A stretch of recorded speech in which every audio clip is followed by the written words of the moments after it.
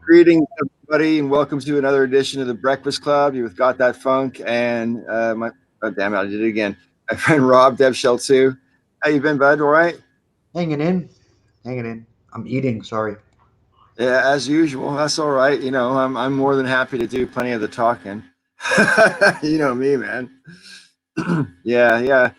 This week for me seemed to have dragged. I don't know about you, but for me it was a painfully slow week.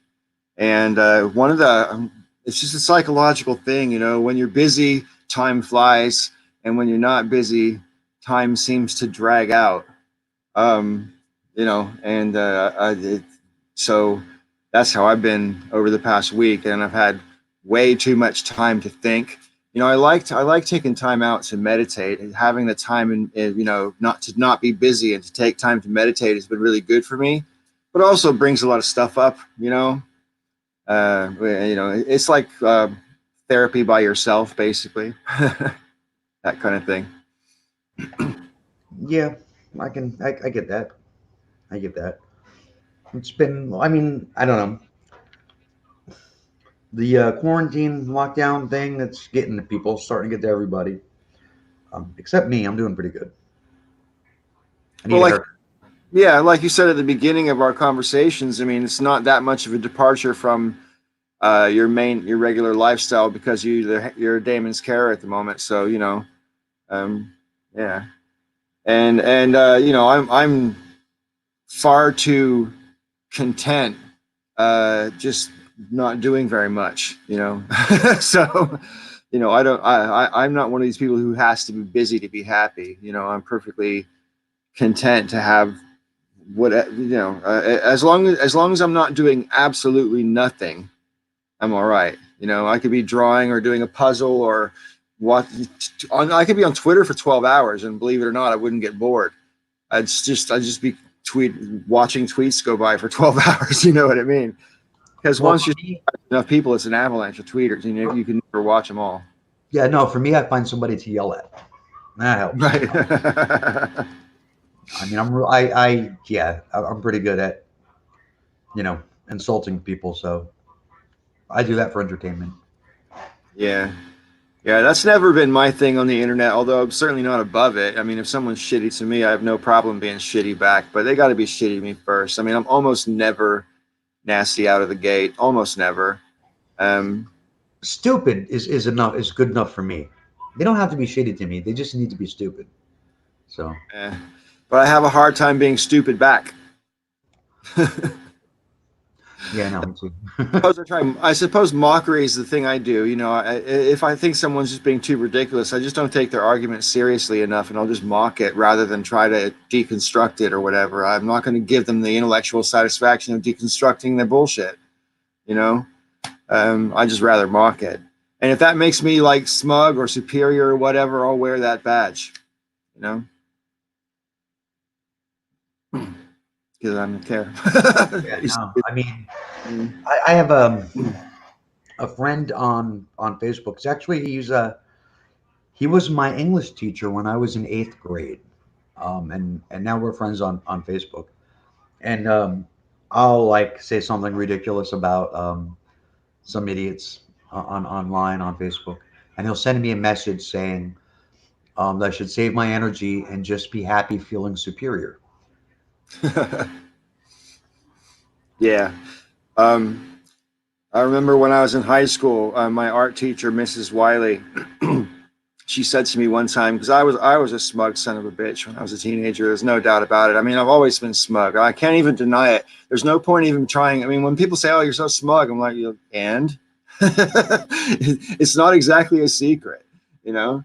And I don't see it as a particular criticism either. I mean, I understand it's meant as such, but fuck me, man. If that's a character flaw, I can live with it, you know. But anyway, my teacher said to me when I was like 17, I think, she goes, "Paul, it must be awfully hard being so perfect." And I said, "Actually, I find it quite easy." And thankfully, she had the proper reaction. I mean, she laughed just like I just did now. But I mean, like, It's I a was, perfect I answer. was severely smug when I was a teenager. It was bad, you know. Mhm. It was a perfect answer. Nothing wrong with that. Well, I suppose that, it was very comically timed as well. I have to say at the time, and I'm I had a whole thing about being charming and obnoxious at the same time. That was my gig when I was a teenager, obnoxious and charming. You know, um, Charmingly obnoxious. yeah, yeah. With the kind of guy that you can't help it, you don't want to really like because he's really obnoxious, but you can't help it because he's really charming. That was what I was going for, you know. Um, yeah, this is a different guy back then for sure, But it's interesting, the way your psychology develops over your whole life. As far as I'm concerned, you never finish growing up. You know what I mean? I mean, you constantly learn new stuff about yourself, at least if you're paying any attention whatsoever. You know. Sorry, I'm wearing pizza. That's all right, man. Yeah. No, I mean, I fully appreciate that people are getting sick of the quarantine, I've just kind of resigned myself to bracing for what's coming and just knowing that there's nothing I can do to stop it, and like it's just going to happen, and you know, um, If and if yeah, if COVID-19, if this virus, if this pandemic, um, turned out to be what they were saying it was 2 months ago, I think we would be looking at a much different thing. Like they keep finding out new things. I mean, there's the Kawasaki disease like syndrome in kids. yeah, I saw that. That scares the shit out of me. And then there's now there's evidence of there are people who aren't asymptomatic but don't know they have it because they've been sick for months, but they're not so sick that they have to go to the hospital. Right. But they're still sick. They're healthy enough to function, and it's like, holy shit. I mean, that's frightening, you know, Yeah. because that's. I mean, when you add to that the asymptomatic people, that's anybody. I mean, that could be anybody. And Yeah. yeah, no, it's frightening. It's really frightening. So this whole thing just keeps getting worse and worse. Well, and what really disturbs me is how like immune or numb, or I'm not sure what the right word is, but I'm quite disturbed by how normalized the death toll is becoming. What are we close to 90,000 now in America official, and then who knows how many undercount that is. And of course Trump wants to say it's an overcount now and all this kind of stuff, and of course he does. He has to make it political, and I suppose you could argue that it's always political. And it wouldn't matter who the president was, that would be true, you know, um, because it's in the interest of whoever's in the government to undercount because they don't want to make it look as bad as it actually is. And that's true for every government around the world. It's not just happening in America. China did it. Russia's doing it right now as well. I mean, it's obscene what's going on in Russia, you know.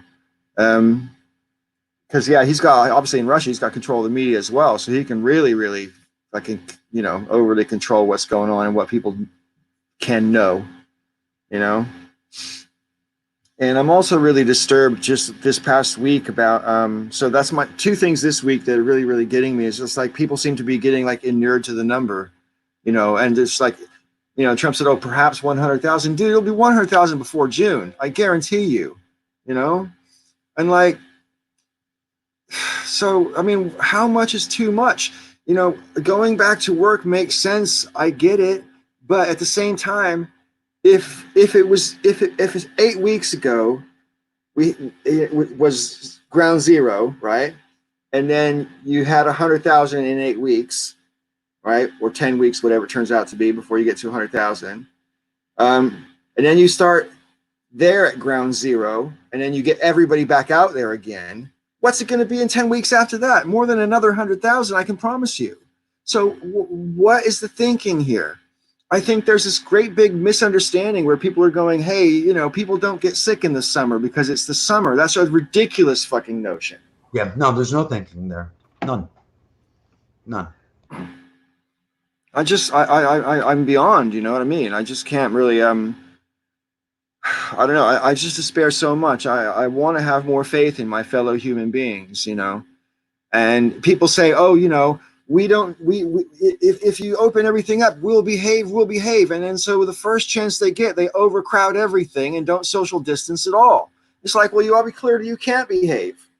And that makes me feel like everybody's a fucking child. What the hell? Everybody is a fucking child. God What? damn it. Yeah.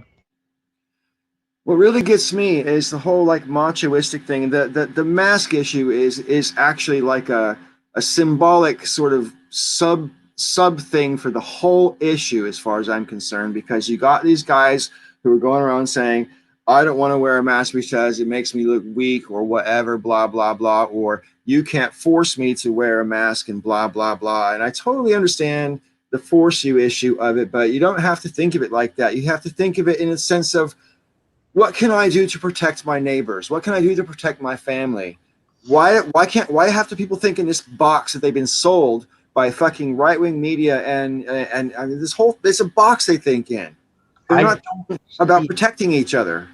I don't see it any differently as no shirt, no shoes, no service. I mean, That's how I feel. you have to wear shirt and shoes to go into a business. Um, Pretty simple, Yeah. you Yeah, know. yeah. I mean, I remember those signs when I was a kid on shops Yeah. and restaurants all the time. No shirts, no service. No shoes, no shirts, no service. Yeah. Why does a mask suddenly become, you add a mask to that, it suddenly becomes oppressive? Why? Especially because a shoes or a shirt isn't for public safety. It's for public decency. It's for modesty. Well, You I mean, know, it's also it is to an extent it's for public health. Like you can't go I into suppose the restaurants. feet thing probably definitely is, but I mean, like, um, because yeah, who knows what you walk on for Christ's sake? Um, but yeah, the mess though is a definitely. There's no other reason than the public safety issue, the public health issue. So what's the problem with it? Everybody says we want to open, we want to open. Oh, but we don't want it. We don't want to change our lives in even the most minute little sense. We don't want to wear a 6-inch piece of fucking napkin across our face to protect other people because that's too much of an infringement on my fucking liberty. Please grow the fuck up. I mean, oh my God. I just can't. Have I been gone too long? Because I don't think in that box, you know? I don't think in that box. We, I mean, you didn't have to be here. You know that there's been a decades long campaign in this country from the right telling people that the government is out to get them. They're going to take your Sure. freedom, take your gun, they're going to take your children, they're going to turn the frogs gay. I mean, it's been a concerted effort. When you add to that the fact that literally for the last like 5 decades, the education system in this country has been defunded um, systematically. Almost every single budget since like 1950. Um, what you're going to end up with is people who don't know how to think. They don't know how to think, and they're being told that everybody's out to get them. They believe it. So, I can fully appreciate. I mean, I think it's prudent to be suspicious of authority and to question authority. I think that's prudent in any civilized society, even with the most benign government, right? So I think that's prudent. And I also think it's prudent to value your personal liberty and want to express it to the greatest possible degree. But I also think it's only being realistic and giving a fuck about not just yourself but everybody else in the world when there's a virus that's going around killing motherfuckers quite indiscriminately, you know. And what really bugs me is I can't help but wonder. I mean, if this virus was if this virus killed the same number of people but everybody was under 12, would people give more of a fuck or less of a fuck? I don't know. You know, if it was just killing kids, would that make a difference? Is the fact that it's killing old people the reason that so many younger people are not quite so bothered? Because I kind of get that vibe, and it's really pissing me off, partly because I'm old. You know what I mean? I mean, look at my white beard, right? Um, so yeah, it's actually getting under my skin that I actually hear people basically saying that my generation or just slightly older than me are expendable because hey, we've already had our thing and whatever and blah blah blah. scary. It's really scary. I mean, it's full on. What's the word for that? Uh, uh, which says it's misanthropic. Yeah. So pre-Cambrian lullaby, how you doing? Lucas, how are you doing? And Ronald Last, how are you doing? Nice to have you guys here.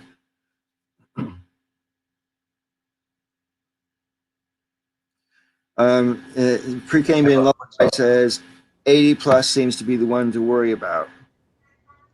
What's I up, don't Kevin? I don't know about that. I mean, when I watched a demonstration about these nurses were protesting on the White House lawn, I suppose it must have been about a week ago, and they had like 88 pairs of shoes on the ground for the 88 nurses that had died.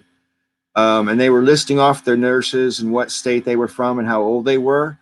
And of the 88 nurses, I think over 50 of them were over 50 years old, right? So, and but just like in their 50s, not like old, just like in their 50s old, you know. And that to me was kind of sobering because I'm in my 50s, you know what I mean? And you know, I suppose technically speaking, I have a pre-existing condition insofar as I have a slightly, I mean, I'm not immunodeficient, but my immune system is slightly compromised because of my thyroid condition that I used to have back in the day. So, you know, you know, getting ill can kick my ass on you know, just regular getting ill, you know. So I get offended when people say, "Oh, pre-existing conditions, blah blah blah." I mean, I've had the pre-existing condition for 20 years. That doesn't kill me. But if I got COVID and died from COVID, you can't go, "Oh, the pre-existing condition killed you." No, I've had it for 20 years. It's not killing me. You know? There's one thing that a lot of people keep talking about is it's old people, it's all old people, it's all old people, but it's not. There's the kids with the Kawasaki disease. There are people in their 20s and 30s that are dropping dead of strokes. Middle-aged people are having heart attacks, and it's the old folks are dying of pneumonia. You have people in their 20s, 30s, and 40s that are actually also dying of multiple organ failure. And these are Right. people that were um, maybe not like the picture of perfect health, but they were generally healthy people and that are just dropping dead. Then there are other people who are sick and they're continuing to do things like go to work. Um, and they don't have any symptoms, but they're still sick. And very slowly, as time moves on, they're they're absorbing less and less oxygen, and then these people end up just dropping over and falling dead. There was a nurse that happened with. Um, Right. so it's just like it isn't just old people, and it isn't primarily just old people. It's everywhere. It's across the board, and everybody, depending on age, is reacting to this thing differently. So yeah, it's So a you perceive that as well? Then you perceive that younger people are looking at it differently than older people, because that's definitely what I see over here. well, they're being told. I mean, they're being told that they are generally safer, but they're not. They're not. Like the data doesn't really back that up.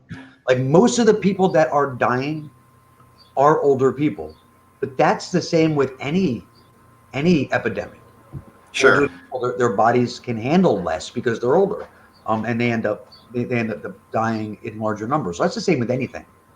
But with this in particular, we've been told from the beginning that it doesn't affect kids, and it's primarily people that are older than 65. And the data now, when we can look back at the last 2, 3 months, the data doesn't back that up anymore. But they're still telling people it's old people, it's old people, it's old people. It's not. It just isn't. Yeah, I hear you. I've been saying the same thing. I mean, in this country, they seem to have what I could. I know I'm cynical as hell, right? But it looks to me like they kind of deliberately knocked off the whole old people population in all the old folks homes, because what was happening in the early days of the epidemic was, in order to make sure that the hospitals didn't have to ration care and kick people, you know, and not intubate everybody they had to. If you were old and it looked like you would probably survive, they sent you back to the old folks' homes, knowing you were ill. And then so like the whole old folks home would get infected, right? And so like there's two death numbers in this country now. There's the death number from the people who died in hospital or at home from COVID-19, and then there's another death toll number for people who went back to the old folks' homes and died, and that's almost the same number now. I think that total number in this country is like almost 40,000 or something like that, and this is a tiny country, man. You know. So, how you doing, Sue? You all right? I'm doing all right. Yeah. Hi guys. How you doing? Hi. Hello, chatters. Who's over there? Actually feeling a lot better. Last week was just kind of rough, and whatever I had for at least a month, I finally kicked out. So, yeah, it's been a rough month for me, but I'm so happy. The weather is just gorgeous here this weekend. I absolutely love it. We're basically we've kind of skipped spring and gone right into summer. Is what we're doing. Cool. But I don't mind it. It's better than the cold weather. Are people? I noted that the other day there was more protests in Michigan. Yes. Is it tense up there, or everybody? I mean, what's it like out in the real? I don't really know. It's just like it seems like it's like they get together. Maybe they get a Facebook group or something, and they just kind of go up there. But it was funny that the other day they went up there and they were getting rained on. And it's like, wait a minute, you can actually get sick from being in the rain too much, So it's like the way they're doing these protests, it's like, no common sense. You people are idiots. Oh my God. It's complete BS. It really is. It really is. So yeah, I don't really know what they're doing up there. I think they're just kind of gathering on social media to say, let's meet at such and such a place. Let's get a caravan going. And that's it. Right. Well, I don't know. I mean, I've already said as much as I need to say about what I think about all that stuff. You know what I mean? Yeah, and I guess Denver's been having their share of protests over there too, because I've been talking to people out in Colorado that I know. Yeah, that's interesting to me as well. I'll probably be moving to Colorado later this year. So, whereabouts in Colorado? Near Boulder. Okay, because I have cousins that live in Littleton and the Denver area. Right. And I have some friends also in Colorado that I know. Yeah, so I'll be able to vote in America for the first time since 1988, which is kind of cool. Nice, that's cool. That's awesome. That's a good feeling, I'll tell you. It's a really good feeling. It will be good for me because voting over here is complicated, and I haven't done it every election cycle. Some election cycles I skipped, and some election cycles I didn't skip. Yeah, sure. Depending on who was running and shit. But this time you can't skip it. It's a big one. It's an absolute dereliction to skip this election. Yeah, agreed. Absolutely agreed. And I'm just glad I'll be there to be able to do it. So they'll definitely be able to do it for sure. It won't be hard. Just go with my girlfriend and vote. Done. There you go. Yep. Yeah, I love doing election day stuff. Like the first time I moved a couple of years ago when I moved here to this place, to my new place, that was the coolest thing. It's like, okay, we can re-register, I can go with my boyfriend, we can go together. And I think that's when we were actually voting for the big one. The first big one was actually voting for when we voted Governor Whitmer actually got voted in. So I remember that. So the last time I voted in the United States was 1988, and I voted for Jesse Jackson. Oh wow! Yeah. Wow. Yeah, I was in the Rainbow Coalition. I had a rainbow outfit and everything back then. Oh no! Nice. That would be cool to see. Yeah.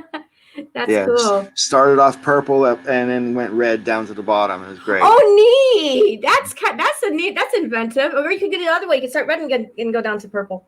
Yeah. Oh, that's awesome. That's really awesome. So, what's been new with you guys? How are you guys doing? Just hanging in and trying not. I mean, I tried. I mean, today I took the day off and I haven't really paid any attention to the news today whatsoever. Mm-hmm. Should have, knowing I was going to come on tonight, but I mean, I thought for my mental health. I mean, I've had a kind of emotional week, so I thought I'd give myself a bit of a break from Trump and all of his antics and whatever, I was talking to my mom about. I was talking to my mom about that too. And the one thing I tell her is like, because I'm kind of advising her to do that because it seems like she's a little bit better and less stressed. And it's like, well, yeah, because you know who is on. So, and there goes my camera. So yeah, disembodied voice here now. Okay, there we go. Yep. There I go now. Okay, dokie. Okay, just give me a moment. My camera's being funky here. I'll come back.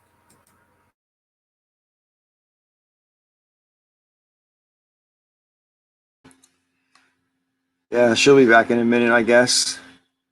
But yeah, what was I saying a minute ago about the two things that are really getting under my skin? Oh yeah, the numbers, and also that's what I was gonna say.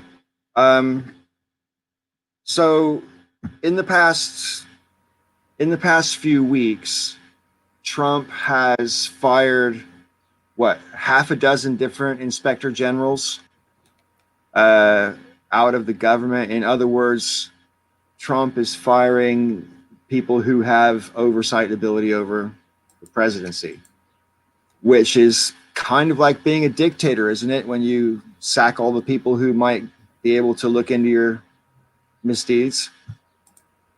Yeah, kind of something like that. Oh, where'd I go? Hold on. And I don't know what can be done about it. I mean, it seems to me that the they're moving. You know, we've got like what, 5-6 months before the election, and I think they're putting all the pieces in place so that when they want to say no, we're not having it, they're already going to have their people in place. He's put people, all those inspector generals, he's sacked them all. He's putting his people in the intelligence organizations in places, in key places and stuff. And it looks like it reminds me of Babylon 5 when Clark takes over Earth. I mean, it puts all these pieces in place and then jumps, and it seems to me that it seems to me like even Jared Kushner the other day said he wouldn't go on record and say that they would definitely accept the result if Trump lost. And it's like, but it's not up to you whether you accept the result or not. If you lose, you fucking lose. And this is what really bothers me, is this whole acceptance by so many people that if Trump doesn't accept the election, well, hey, he might still be president. No, he won't still be president. If Trump loses, he loses, and we just inaugurate the next person. End of.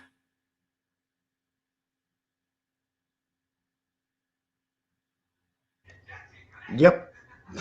Yep. But I'm like multitasking and still. Well, I'm done eating, but yeah, I'm like multitasking, and so I'm sorry. I'm That's like all right. trying. That's all right. No, So that's is it me? Like the first few times you did this, you had everybody on, you had the whole no, group. Dev. This is what the Breakfast Club is like. I'm trying to tell you, it's like herding cats. It really is.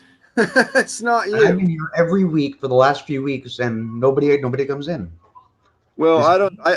Let me put it to you this way: if it's you, I don't know anything about it. I don't think it's you. It's probably me. You know what I mean? I don't know. I don't really give it that much thought. My whole thing is, like I say, I am nobody's boss. If people want to participate, I am more than happy, and if people don't want to participate, that's okay too. There's no hard feelings. You know what I mean? My attitude is, we're all in this together, and people can pull or push as much as they want. You know. It's a good faith effort, and I only want people here in good faith if that's how they feel, and maybe they're too busy right now, or I don't really know, and I don't have to chase it up, or I'm not, I don't care. It's enough. It's not important to me in the sense that I wouldn't want anyone to feel bad or obligated. My whole thing is, if you want to be here, please come, and then I invite everybody. But people got their own shit going on. I understand that, and it's just the way it is with the Breakfast Club. It's always been that way. And when I was trying to keep the days full, a few years ago, I was trying really hard to keep all the days full. And with limited success, but it really did depend on the combination of people as to how often everybody posted. And there was a while there when it was Sister Danger and Nathan and Bionic Dance and me and Joe and Josh. And there was a long time there where all of us were making videos all the time. And that was quite cool. but then Josh dropped off, and Joe dropped off, yeah, and it slowly dropped off after that, you know. And it's just how it is, you know. And you try filling things back up. I tried getting a lot of guest hosts on, which is how Michael started doing videos for the Breakfast Club, and that's how Brock started doing videos for the Breakfast Club, you know. But again, and Michael and Brock and also Robert Wallace were kind enough sometimes to just voluntarily send me videos sometimes for the Breakfast Club, even without me prompting them. So I thought that was great, and I thought, hey, this is cool. Now I've got a farm of people who will just, you know, give me videos, but it just doesn't happen often enough to you know. And like I say, I just don't want to chase people. I'm nobody's boss, you know. I'm a curator and organizer. That's what I am. Yeah. I had, like I said, I had a similar attitude when I started the original. It was the same. I mean, you know, I didn't have a whole lot of demands. There were some rules, you know, there's some rules, but I didn't have a whole lot of demands. And it was like, if you can't make a video, don't make a video. I prefer if you did, because it kind of becomes pointless if you don't. But and Kevo, did I see your apology on Facebook? I did. I did. I don't know exactly how long after you sent it I saw it, but I did see it. I don't use that account hardly ever anymore, so I don't really go on there. Yeah, yeah, I don't know. So I know you know, to ultimately to answer your question, I doubt that it's you. I honestly do, because this is kind of how the Breakfast Club is. You know what I mean? Last week I got Kazoom and Kate on because I knew they'd be available at different times of the day, and I wanted to talk to them about specific different stuff that had nothing to do with politics or anything. Because I've been wanting to talk to Kate about sci-fi since forever. You know, that's a video I've been wanting to make literally since I've met Kate, because we have an awful lot in common when it comes to our entertainment habits. Right. And she's not here yet. Okay. But yeah, and also Kazoom had made a video about infinity and hallucinogens and stuff, and I'm like, well, I'm in for that conversation.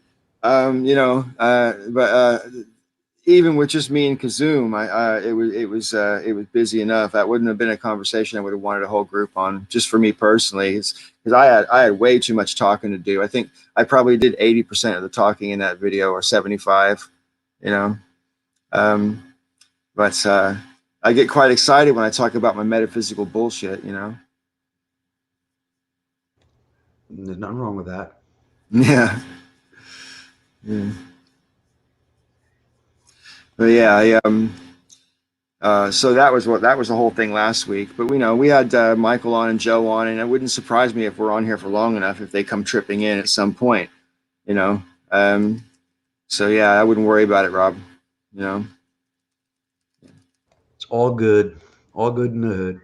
Yeah. I just, you know, it's better when there's more people on. You can kind Oh, of get sure. going and Yeah, it bounces around a bit better. I fully agree with that. You know, and if you want to keep it short, that's cool too. Whatever. I mean, I'm not really that fussed, but I mean, you know, I mean, we actually have 6 viewers, which is more than we normally have. So, you know, it can't be that bad. Anyway, so yeah, getting back to discussion though, when see, it's hard for me being so far distant and for such a long time.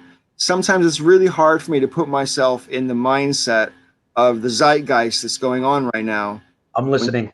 By the When way, you live in the bubble that's going on right now, it's kind of hard for me. Hi, Curious, how you doing?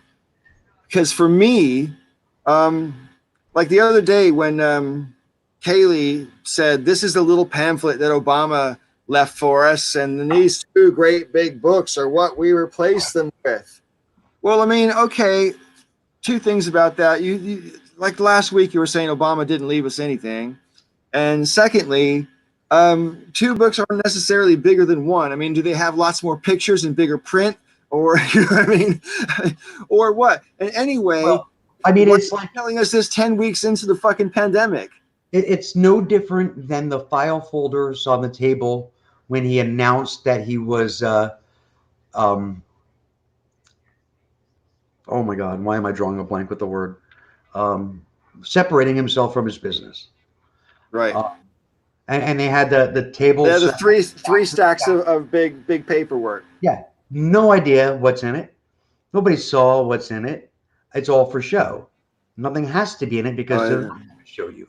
You know, all they have to do is in their minds, all they have to do is present this as, see, look, here's the proof without ever having to show it to you.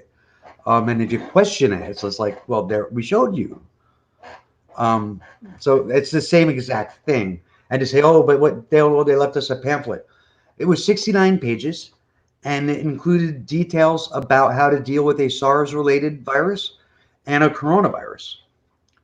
So I mean, there were actual segments of that pamphlet that were specifically for this type of pandemic. So, but you know what? Wow. Liars gonna lie. Well, this is the thing that really gets me, and like his army of believers, and I really believe it's. I think of them as believers. It's a cult. And I know people go, "Oh yeah, you're just a lefty, orange man, bad, wah wah wah." No, man, I'm sorry. I am really sorry. If you think that there's that Trump delusion syndrome is a thing, it's the people who believe in Trump that have Trump delusion syndrome. It's not the people like me who are calling his shit out. You know, It's, the people who think that Trump can do no wrong. For one thing, that's not true of any man. That's not true of any man. It's not just Trump. You know, Coctopus calls it Trump defense syndrome. So I think that's pretty good. Yeah, good old Coctopus. I've not seen anything from him for ages. Well, we're friends on Facebook, so yeah. But no, I just find it alarming how many people. I know I've said this in previous conversations, but how many people have just literally put their belief into a human being, and like they literally think he can't do wrong, and that's not true of any of us, And so to put that on anybody is delusional at best, right? And the delusions that don't hurt, I don't have a problem with, but this one clearly has deleterious effects. Do you know what I mean? yeah, they've deified the man. I don't know, man. It's a fucking mess. It's all a mess. It's all a mess. Yeah, I'm not really sure what we can do about it except for vote the guy out. But even that, people are casting doubt on him. Even Joey Reid the other day said, you know, we need to start the conversation about what we're going to do if Trump tries to stay. And that conversation is overdue, in my opinion. What do you think? Well, I mean, there's we talked about this last time. There is already there's a plan that exists that you know the government has procedures for that. Well, I mean, I think they should just go ahead and do what they normally do. But I'm wondering if that's what they would try to do, you know, or are they going to go and drag this through court like they did in the year 2000 and do all that bullshit, you know? Right. Well, I mean, it goes without saying he's going to. It goes without saying he's going to. I don't know, question the validity of the election. He's going to question it. He's going to challenge it. He may take it to court. That's why the victory has to be overwhelming. But I just don't see it going anywhere. So when you say the victory has to be overwhelming, I hear this from a lot of people, and I understand where it comes from, because what you're implying, I think, is that you want to remove all doubt that there's any, you know, there's no question. Like if Trump loses by 10 million votes and 30 electoral college votes or whatever, there's no question you've lost. Right. You know, there's no question you've lost. You can't spin it, you know. But if it's close on one or the other, college or elect or a popular vote, like if he wins the electoral college, Biden, and then Trump gets close to half of the popular vote, I totally think he'll challenge it. Yeah, you know? Even if Biden wins the electoral college, which is how Trump won over Hillary, even though she won 3 million more votes. Biden has to win. He has to win completely and overwhelmingly. In order so define overwhelmingly to me. What? Give me a number in terms of popular vote. 5 million, 10 million? I don't know. Yeah. Yeah, 5 million. 5 million is good enough. I mean, the popular vote spread between like Hillary and Trump is like the largest, the widest gap. She had the largest victory, Right. popular vote victory, like in U.S. history. Um, so he would need to be like that. It would have to be 3 million, 4 million, 5 million. And on top of that, he would have to, Biden would have to get a clear majority. He would have to hit the requirements early on. I mean, he would have to go above and beyond in order to remove any doubt. In Well, to order, win the presidency, you need 270 electoral college votes. right, Trump got something like 304 or 306 or something like that. I can't remember. something Uh, like it, that. it wasn't a huge amount. The only one who's won less than Trump and still won the presidency in the past 40 years was George W. Bush, Right. in 2004. Or sorry, in the year 2000. Um, but anyway, Right. He would need like Biden would have to um he would have to pull like Reagan type electoral numbers. well, I mean, Reagan won 49 states, right? Yeah. You know, Yeah. so This is what I'm saying though, and it has to be large, it has to be overwhelming. well, I That's- mean, like the but idea.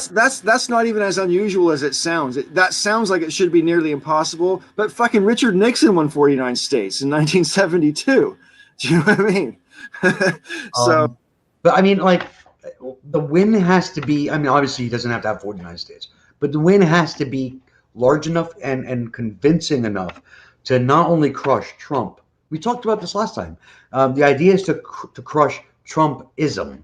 It's sure, sure. I the mean, idea is we just talked being about this last time, but last right. time I was much more resistant. I'm trying to let you talk me into it. Okay. The idea is if Trump loses the election, and even if he doesn't challenge it, if he loses and it's a slim victory for Biden, and Trump accepts the results and leaves, it doesn't change a whole lot on the ground. You're still going to have these guys in Michigan. You're still going to have the Proud Boys. They're still going to have all the Nazi guys, and they're going to say that he was robbed. You're going to have a lot of that. And no matter what happens, you're going to have some of those people. They're not going to just disappear.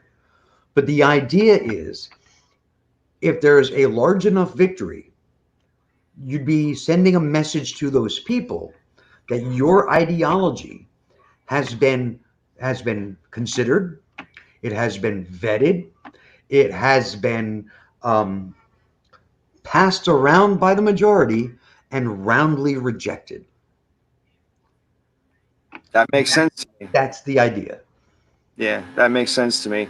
So that actually does help sell me on the need for, or not necessarily the need so much as the desire and the reason for us aspiring to make sure that it happens. You know. Yeah, I don't normally respond to anything that Curious One says, um, just because it's Curious One. But I will say Biden is senile and dangerous. I don't know if he's senile. I'm pretty sure he's close. I mean, he might not be senile yet, but they're friends. He's Um, slowing down. He's slowing down. I mean, yeah, yeah. I think the problem for me. I mean, I think this is actually a really really serious issue, but I'm unfortunately stuck with what the DNC is serving us. And I still think it's subject to change. Nothing is written in granite at this moment. Having said that, this is the assumption we're working with right now, that Biden is going to be the nominee. But as far as his senility or his compos mentis is concerned, I think everybody has in their head their memory of Joe Biden in 2016 when he left the White House. Uncle Joe. That's how they think of Joe. And Yes. that Joe's not here anymore. Yeah, That's no. not here anymore. The Joe Biden who walked all over fucking what's his name in the vice presidential debate in 2012. What's his name? Who was with Ron? Paul Ryan. Paul Ryan. Yeah. He made Paul Ryan look like a fool in that debate. It was great. And I'm not even a fan of Joe Biden, but I'll give him his due. He made Sarah Palin look bad 4 years before that. Yeah, Which is I'm not a fan of Joe Biden, but I am a fan of Uncle Joe. right. Uncle Joe Joe Biden, vice president, he was pretty awesome. All those memes and all the, you know, all those memes of Joe just kind of being Joe, that were floating around when Obama lost, not when Hillary lost and Obama was leaving. They really helped. It helped take the sting, and you can't help but love Joe Biden. Doesn't mean I want him to be president, though. I Well, love all kinds of people I don't want to see in office.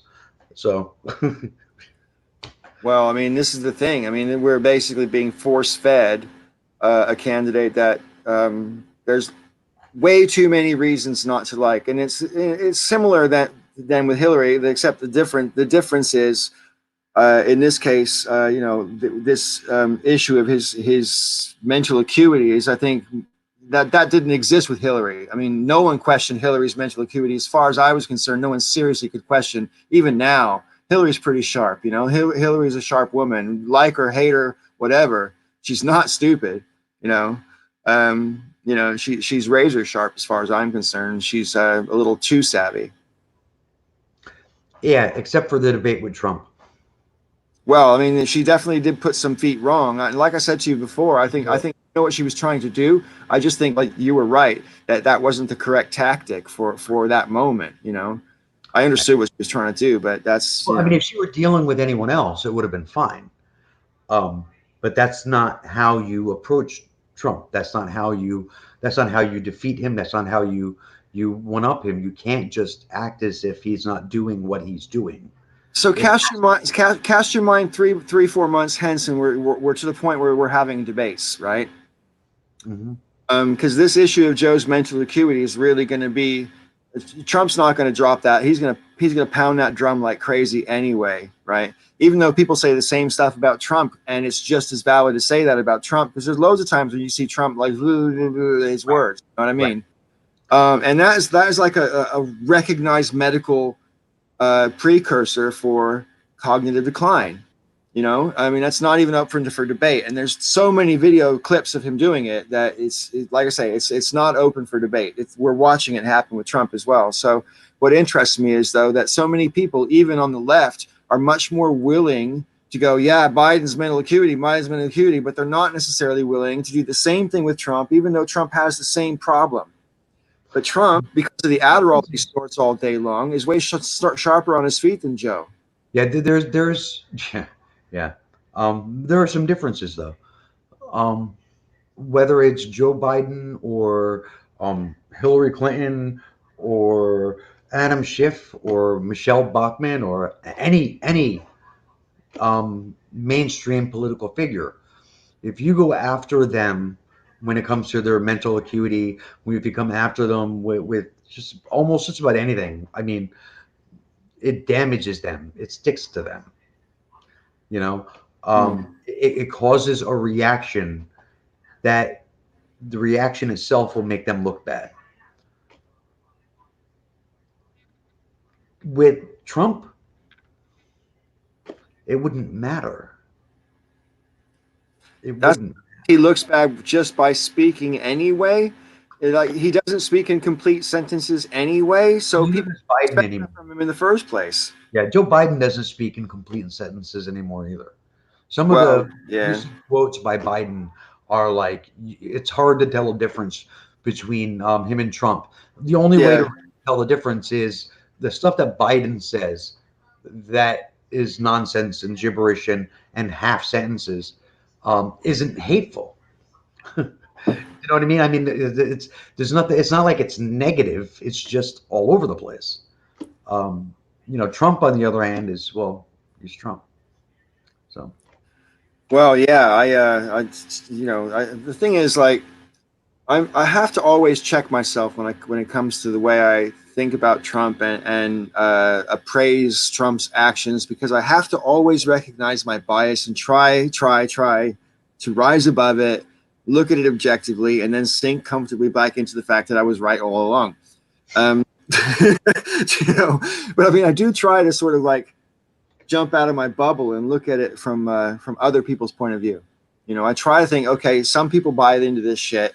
How are they buying into it? But I believe what I've come to is in order to buy into Trump's bullshit, you have to bring suitcases of other shit along with you to the party, because all that stuff's included with his bullshit. It's not just the shit that he says, it's everything that you hang on that shit. It's this big trail of racism, xenophobia, jingoism, misogyny,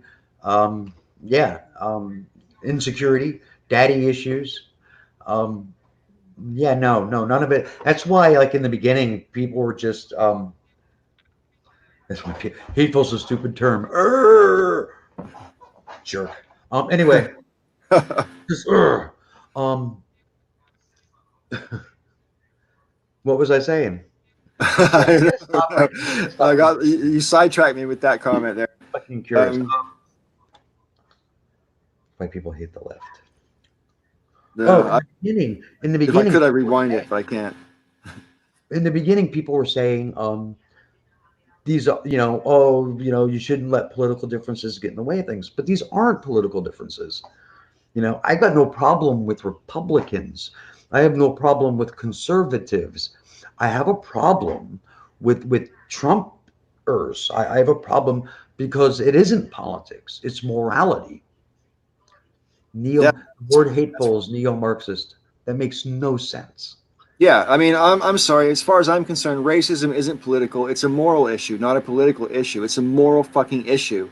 Right. Now, the fact that politics is inherently moral to some degree is true, but it's actually a moral issue. So to me, because it's a moral issue, there's no open room for debate. It's fucking wrong.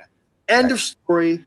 No, it doesn't get a political side that's in favor of it. It doesn't.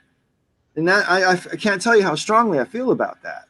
It's it's just so obviously wrong, and yeah, it really winds me up that these people seem to think that they can justify their racism by hanging a political justification on it. Well, this is just our political point of view. We're white ethno-nationalists or whatever. Go fuck yourself. So, man, don't let politics interfere with our friendship. It's not politics if you believe that there's a demographic of people that don't deserve to have equal rights, or they don't deserve to live, or they don't deserve to be able to have a family. That's not politics. Yeah. No. I mean, it's like you have hate inside of you. And that is what's making your decisions. Yeah, and that's why I wouldn't want to associate with someone like that, because I wouldn't want to associate with someone that carried that kind of vitriol towards my brothers and sisters who have never done them a goddamn thing wrong. A political difference is how we spend the tax revenue. A political difference is how much money should be spent on infrastructure. A political difference, is do we fund certain welfare programs and not university education, that kind of thing. How much, and how much should go to those things. Yeah. Those are political differences, and I can have a conversation and I can get along with and be friends with somebody that I vehemently disagree with on those issues. There's nothing wrong with that. That's the traditional difference between left and right.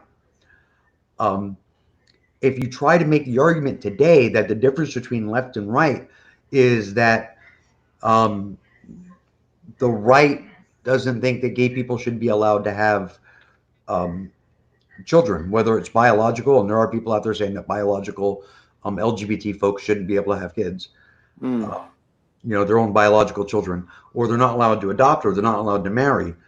If that is a political stance for you, then there's something wrong with the way you view politics, because it should not be a political thing. I agree 1,000%. Yeah. And I remember when you and I were first getting acquainted, 10 years ago, whatever, I used to make videos a lot on that exact subject, because back in those days, the whole marriage equality arguments were raging pretty strongly. I never cease to be amazed by how some people, they have it in their mentality to give enough of a fuck about other people's private lives that they think they should be able to determine them. And at the same time, those same exact people will say that they believe in freedom. It just blows my mind. Yeah, you can't have both. You can't be both ways. Well, I mean, there's a group, especially in our circle on YouTube. There's a group that believes that the freedom of religion only applies to Christians. Well, then it's not freedom of religion. That's a contradiction. That's a contradiction. Yeah. It just doesn't make any sense, but they believe it. There is a group out there that buy into that. Well, Right has reasons, not what you think is wrong. I don't know what that means. Yeah, I don't know what that means either. Precambrian Lullaby says something I want to talk about, though, real quick. I'm going to put it on the screen. Never had the luxury of a good president. Well, I'm not 100% sure I know how old you are. I was born in 1962, so JFK was president when I was born, but I don't remember it because he was dead before I was 2 years old, right? So the only thing close to a really good president that I feel like I've had in my lifetime was Jimmy Carter. And the only real reason now I think that Jimmy Carter was a good president, I didn't really like Jimmy Carter so much at the time. But now I realize, I look back and I realize that in my lifetime, including John F. Kennedy, Jimmy Carter is the only president that never bombed another country while he was president. In my lifetime, anyway, in my lifetime. Jimmy Carter had a lot of 58 revolutions around the sun now, and that's the only one president. He was only president for 4 years. So yeah, he was dealing with a lot of issues. He had a rough go. Nowadays, looking back, a lot of people are pretty appreciative of him. That he wasn't a bad president. He just had a really, really bad situation. And he wasn't necessarily the best speaker. I think he said some things that got him in trouble that he probably could have said better. So I think the 70s. I was a teenager in the 70s, and in the late 70s in particular, where we were at, there was crises in masculinity, as I recall, at the time, because there was this whole part of it, not all of it, but part of it was expressed in the explosion of disco, because there was dudes like me who loved disco, and I also loved like heavy metal. Now, guys in my demographic are not allowed to like both. If you were a young teenage guy in 1977, 78, if you like disco, you weren't allowed to like rock. Go over there with all those sissies who like disco. A lot of that was a backlash. A lot of that was a backlash to the Summer of Love. Late 60s, anything went. Right. Yeah. Yeah. It was a party and anything went. And yeah, heading into the 70s, especially the mid 70s, yeah, there was like a crisis of masculinity. There was, because like there's like, you think about some of the really big hit artists in the mid 70s, right? These male artists. You had guys like Frank Kelly, Leo Sayer, the Bee Gees, super high singing voice. Like, all of them, like loads of them. I just named off 3, but there's actually loads of them in that sort of period where these guys are dancing around in really tight polyester trousers, and and masculine macho types were flipping the fuck out. I remember well because I was caught up in the middle of all that shit because I love my disco, but all my friends are macho rocker dudes, and I had to try and fit into all that, So yeah, weird. Sue, you're liking that a bit too much. Yeah, well, I just think it is funny. It is funny. See, I was like born actually actually when disco started. So this is telling you aging myself here. Like I was born in 78, so it was like just at the height of disco. So I kind of think my mom always calls me like the disco baby because she used to jam it in the basement and all that stuff back in the early 80s and things. So, but yeah, it's kind of funny that you're talking about that because there's been sort of kind of like that coming back full circle again within the last couple of years. I've been noticing that this whole masculinity, whatever it is now. To an extent, yeah, depending on, it's kind of regional. Like there are areas of this country, and which we see it on the news. It's we're talking like the Proud Boys, all the Trumpers. These are guys that are dealing with crisis of masculinity. You have all the incels. You have all these different, male movements where they're trying to like reestablish this idea of masculinity that it was never really real. Right. Right. It's just the 1950s housewife and the strong husband that brings home the bacon. Yeah. That's Yeah, not. Leave It to Beaver was never real. Yeah, The it was people never. was It was never never. real, but we were sold this Yeah. stuff. We were sold this stuff, Yeah, it's not like that anymore. But like in other ways, though, there's other ways though where in recent years, and it's because of a lot of medical advances, um, the party, like there was a time, and it was before my time, in the LGBT community, especially gay men, where, and this was in the late '60s, where you could party with straight guys. Like straight guys were down for the party. They were down for the party, and they knew no matter what they did or didn't do or had done to them or whatever, they knew at the end of the day who they were, and they were straight, and they can put that in their little box and they can go on with their life, and it was all good to go. That disappeared in the '70s as the gay rights movement was really like ramping up and asserting itself. And then AIDS, the party was over. In the '80s, the party was over. It was done. Straight men were not going to the party. They would lie about ever being at the party. They never even knew there was a party. But in the last several years, you're seeing straight guys are willing to go back to the party. And that's great. That's good for them. I mean, I think sexuality and being open and honest and understanding and accepting your power or your lack of whatever it is, I think that's healthy. I think it's beautiful. I think it's human. So in some ways, especially in the LGBT community, there is a return to the summer of love. Yeah. But yeah, you're right, though. Now, like today, we see the backlash to a masculinity crisis with guys like the Proud Boys and the guys in Michigan and all the crazy folks. So. Yeah. Yeah, and I find I can't help it. I know I've never been that sort of macho guy, and I was surrounded by that when I was a young man and a boy. So I've never found it particularly appealing as a character flaw, as a characteristic, and I've never tried to emulate that in my life. So it's a little bit of alien mentality to me. And I feel like I kind of understand it, but I also kind of don't, because I would never want to be like that. So, There's this is funny. Before Peach and I were a couple, and she was living in my apartment with me. Her bedroom was my son Devin, his room, because she was only there a couple of weekends a month. So for most of the time, the room was empty. So she was staying in there.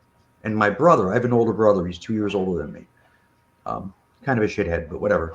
Like today, he's a trumper, and he's one of those guys, one of those macho guys, and Right. and, hey, let's go cut down a tree and let's go in the woods and shoot something, and how drunk can you get and still stand? I mean, he's one of those, with the beard and the whole thing. He's one of those guys. He says that my time in the service doesn't count because I'm National Guard. That's the kind of guy he is. Anyway, he came to visit. He had stopped by. I forgot what the reason was. He had stopped by, and I introduced him to Peach. I said, "This is my friend, Peach. She's staying here." And he immediately put on the, "Hey, what's up, baby?" Kind of a. Oh God. Blech. Blech. And she was just like, "Yeah, okay." Because that's not, I mean, that for her, that's a complete turnoff. Like the whole show bullshit thing. She sees right through that. And she was like, ah. Yeah, I would be too. Oh God, yeah. So I can't even imagine if Peach was at a bar and having some guy slide up on Peach trying to fucking. I could see Peach just bitch slapping him. Yeah, I mean, it's just she wouldn't have to. She'd just give him a look like. Yeah. Yeah, that's true. That's true. That's it. Well, I mean, I don't remember exactly what was said, but it was something like, "Who the fuck is this?" I mean, and that's Peach, and Mhm. she doesn't fall for that. Not only does she not fall for it, she has absolutely no like. It does the exact opposite to her. Sure. I Than what understand. the I desire for totally someone. understand that.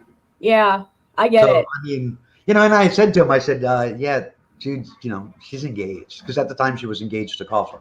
Um, yeah, my brother. There you go. And I was like, dude, she's engaged. Just so you know. Um, it, it probably burns him up that we're a couple now, babe. Because he's walking around going, dude, how did my gay brother score that? Wow. I, Wow. I could actually see him thinking that. So But I mean, I've even seen that with my boyfriend. I've seen him gone to different extremes, being the soft guy to the macho guy and all that stuff. And when he's gone that, I've seen him go that macho route, and it's like, really, what are you trying to? It's like it's like he's doing that whole identity thing, and he is on a journey. He really is. We've both recently connected to the LGBT community, and there's actually a trans support group that we've gotten involved with, gotten to know, and it's a cool group of people. Like you said, there is like a summer of love aspect to it. It's so open, it's friendly, it's comforting, and just from interacting with this group in particular that we know locally, he's really had a change, and he's like. And the more he starts hearing their journey, he's like, wait a minute, I've been going through something where I've had a dysmorphia, and I'm going, and I was that ass. He's actually now ashamed of himself for being that ass. So he's actually kind of, and it's still process for him, And it's just really interesting. But yeah, I've seen when he's put that on that machismo thing, and I'm like, come on, who are you kidding? Really? And we've gotten into some heated arguments about different topics, philosophy. Oh my God. I could not sell it if I tried. I couldn't.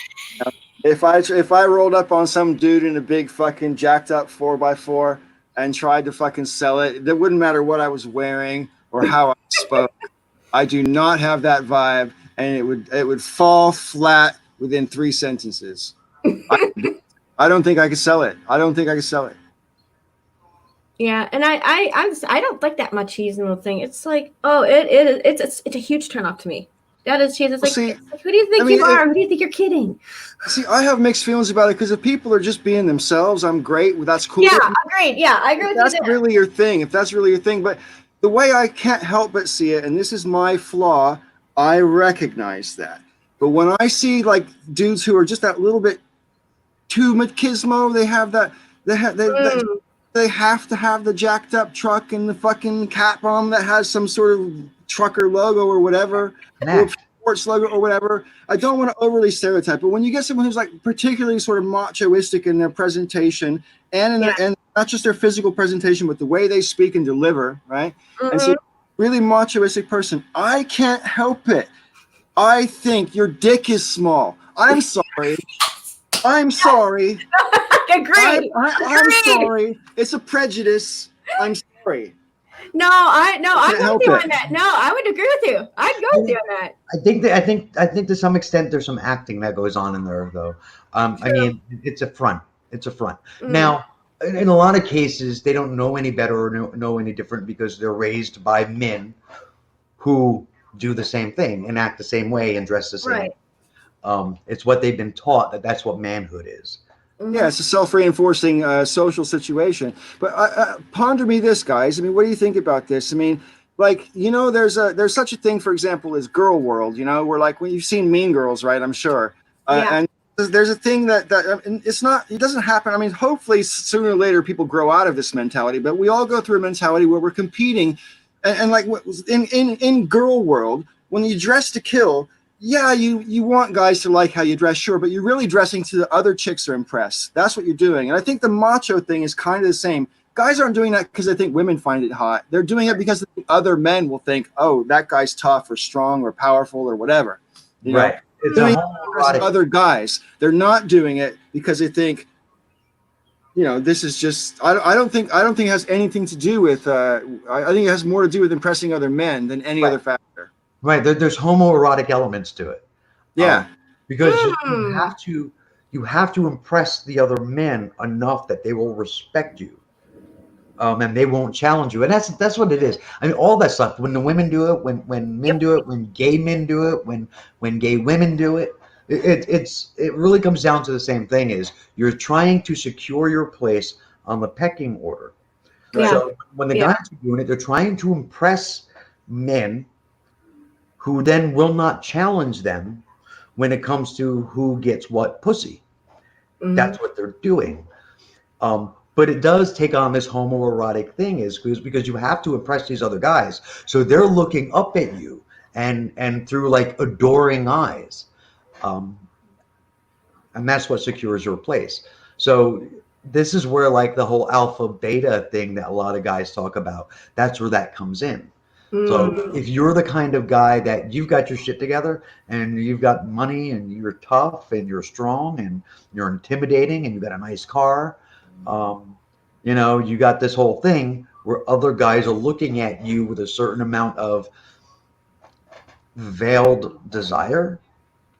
They're betas and you're the alpha. Which is kind of that's funny where that, because in nature, the alpha is the one that the females want to fuck. That's what the alpha is. It's not the toughest one in the pack. It's the one who mates the most. That's the alpha. Right. That's the alpha. Yeah. Oh yeah. I think it's kind of interesting because men have this misunderstanding. Like you say, they're really trying to appeal to other men to secure their place in the social hierarchy because they think men determine that place. But really, it talks about, as far as I'm concerned, as a heterosexual guy, if I've got the love of a beautiful woman, I don't need much else. Yeah, I mean, as a non-heterosexual, I've always recognized that when it comes to like the pussy, it's women that make the rules. Yeah, absolutely. They set the standards. They decide whether or not you're getting any. They decide who. True. That's true. You know, it's a man's world until you want to get laid. Well, it's not just about one. It's not just about like getting laid. There's also power dynamics that are involved with too. And depending on the relationship you have, like there's some relationships that you can like between my boyfriend and I, it's like we've been together for quite a long time. And it's like we try to do. I'm an egalitarian. I like things equal. I don't like this whole little competition who does what more. But when I feel like I'm doing more than I should, I get on him on it. It's like, maybe you should do this or maybe you should do this. Now sometimes he does, and it's great that he does. But when he does it, and I feel like I'm doing more, believe me, I'll let him know. But there is this. It is really a power dynamic, power type of structure that you see. There's always like a power shifting and those kinds of power dynamics in a relationship. Always. I mean, and like what you're describing is really common. And I prefer to look at that as flirting with a power dynamic because real power can be a lot more. It could be a lot more destructive. It could be a lot more constructive, depending on how it's used. It could, a lot more than those like daily kinds of decisions and that kind of stuff. And that's like a flirting with power dynamics. That's kind of a shared power, which is cool, and there's nothing wrong with that. Because you go back and forth. This is how you live your life. Right. But I think when men really push and really start having battle wars with women, a couple of things happen. The most common, I don't want to say it's the most common. That might not be right. The most common that we hear of is women end up getting abused. True. Yes. And another thing that happens often is the man ends up getting rejected. Because at the end of the day, it's the women that make the rules. But yeah, I think it's most common that we hear about is women getting abused. And I don't know if that's the most common. It's just what we hear about more. But yeah, those kinds of power dynamics. If a man is not mature, if he's still in high school, they can end up mentally in high school. Yeah. That's what I mean. Yeah, right, exactly. In their head, they're emotionally still in their sophomore year. Those end ugly. They get nasty fast. Oh, they do. I've encountered it. It's not pretty. Motherfucker, I live in farm country. I live in rural America, dumb fuck. God, this guy is such a fucking ass. I mean, I got bear in my backyard. We have mountain lion. I can go pick pick corn. Or, well, not now. It's not grown yet. But I mean, I can go pick fucking fresh corn and just eat it right there. You know, pumpkins, watermelon, it's all grown here. Onions. We get some of the biggest onion fields on the East Coast are right up the fucking road. Dude, fuck you. You're talking about people you don't even fucking know shit about them. Fuck off. Oh dear, there you go. Well, there you have it. Yeah. He's like, there you have it. I don't know. I have nothing to add and nothing. That's like a Dev mic drop right there. y'all just been Dev shelled. I like that. Yeah. Oh boy. No, it's kind of funny. I've been living in London now since 2013, and it's the first time in my life I've really lived in a metropolitan area. I mean, I've always lived either in the countryside or in suburbs, mostly in the countryside is most of my lifetime. Mm-hmm.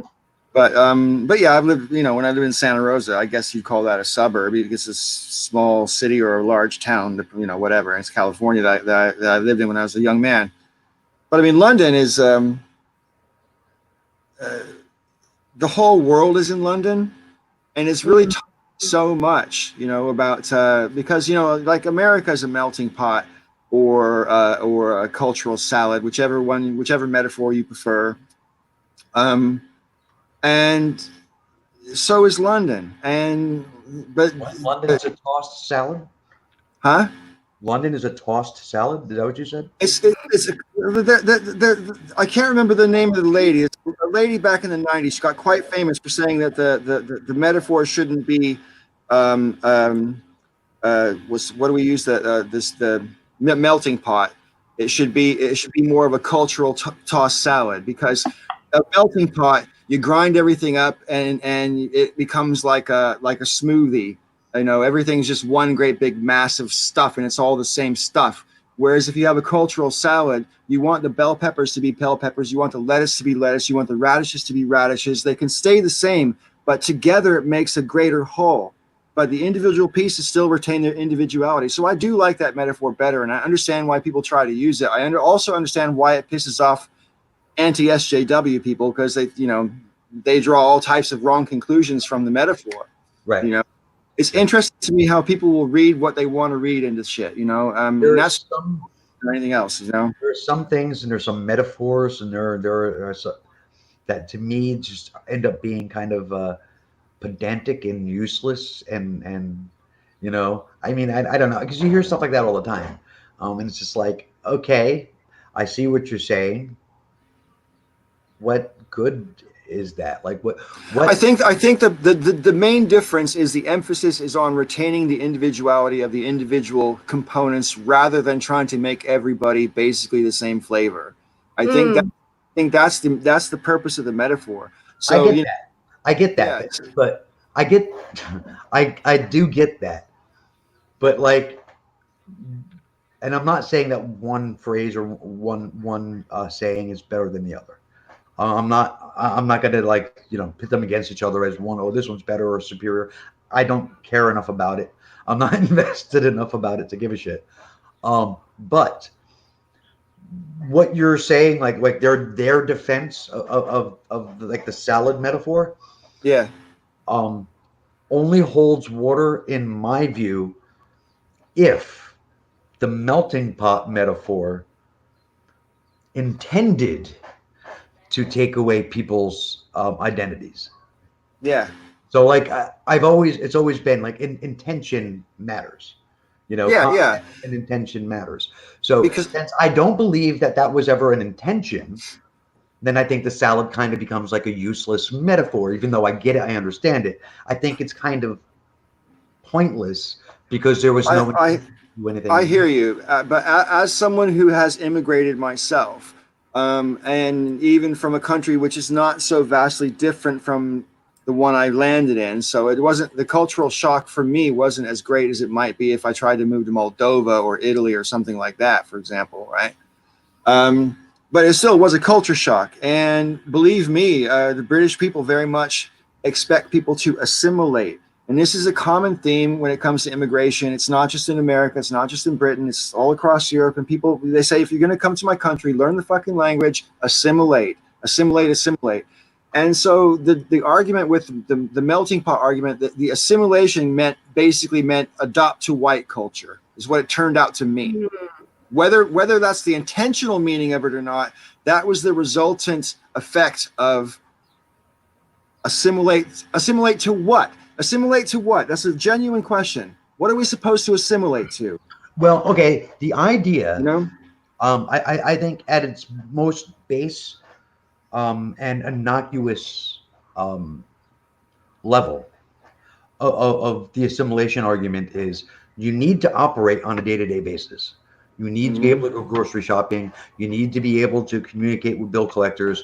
You need to be able to function in everyday life. You need to be able to follow the laws. And the only way to do that is if you are on the same page with the rest of the culture that you're a part of.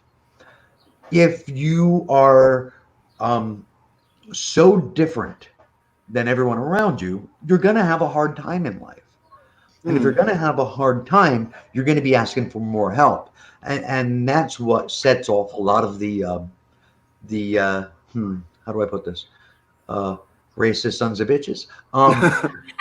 That's what sets a lot of them off, is like, oh, look at these effing people. You know, they come here and they don't want to assimilate. And now I got to pay for them. And so, I mean, it's like, I can understand people being frustrated with people who can't function in the society they're in because they refuse to, or maybe they're too old. I've seen that. Learning is difficult. I get that frustration. But the people that you hear the most, they take it to that next level. And that's where it becomes a problem. Yeah. On the opposite side of that, I can give you some stories because I was living in South Korea for the few years that I did. I used to hear from my coworkers, my fellow teachers, who used to say, well, why can't they do this and that? I'm like, you're in another country. If you're going to be in another country and you want to try to survive, you have to kind of like, you know, learn a little bit of the language, even if it's like basic. It's enough to take a taxi, enough to get around, enough to do this, you know, do the shopping, whatever. I'll tell you what, once I learned how to read Korean, which is one of the easiest languages to learn how to read, especially East Asian languages. Oh my gosh, it's like everything just like opened up for me. Like, okay, this makes sense now. But when I used to hear them complain all the time, it's like I just would get out of the room. It's like, no. I'm the type of person who refuses to live in the bubble. So what I used to do is I broke out of the bubble. I used to go find groups and whatever. I found a couple really cool groups, international groups, whatever. And from there, it just kind of blossomed. And they kind of got jealous of me. And it's like, well, we're here for a while. I'm going to make the most of it. You're not. Yeah, and that's the argument at the most basic level, at the most innocuous level. That's the argument. If you're going to get the most that you can get out of the society that you're a part of, you need to be able to function in it. So I get that. So in that sense, I am pro-assimilate. If it then comes down to you need to give up your identity of your heritage and all that kind of stuff, and well, no, then you lost me, because you can function in our society. You can function just fine and still be who you are. You can still, you know, I mean, unless your heritage is, you know, and I'm going to get to what Kira said in the comments, unless your heritage is enslaving people, you know, that you can't do, you know. And Curious, it's not a red flag when statues get torn down. I have a question for you. If you got on an airplane today and you flew to Germany, how many statues of American generals do you think you're going to find scattered across the countryside in Germany? How many? Probably not a whole lot. You know why? Because countries don't tend to put up statues to honor people they went to war with. Yep, that's true. It's not a typical thing that you do. You don't walk around Philadelphia and you're not going to see statues of Nazi generals. It's just not going to happen. I mean, unless you go to a Nazi museum, you might see something, but I mean, you're not going to see. So it doesn't make any sense for any state in this country to have statues that are put up in honor of generals of an army of another country that went to war with us and we defeated. It doesn't make any sense. No. It doesn't make any sense on lots of levels. I mean, when the American army helped bring down the Iraqi army, they took down that statue of Saddam Hussein. When the communists fell in Russia, that famous statue of Lenin pointing to the west, the statue was one of the most famous statues of the century. They pulled that down straight away. There was another statue of Lenin. His whole head is like 20 foot tall. They pulled that down straight away. I mean, they don't want these statues of the communist era. Once they finally got rid of that bullshit, it was bullshit. They knew it was bullshit, so they wanted to get rid of it. They didn't want those cultural landmarks to honor the thing that was evil. That evil thing they got rid of. They didn't want to honor the evil thing they got rid of. Most of the statues of the Confederates around the country weren't even erected during that time period, or not even right after the war. They were all put up in the 1900s. That's not a relic of history.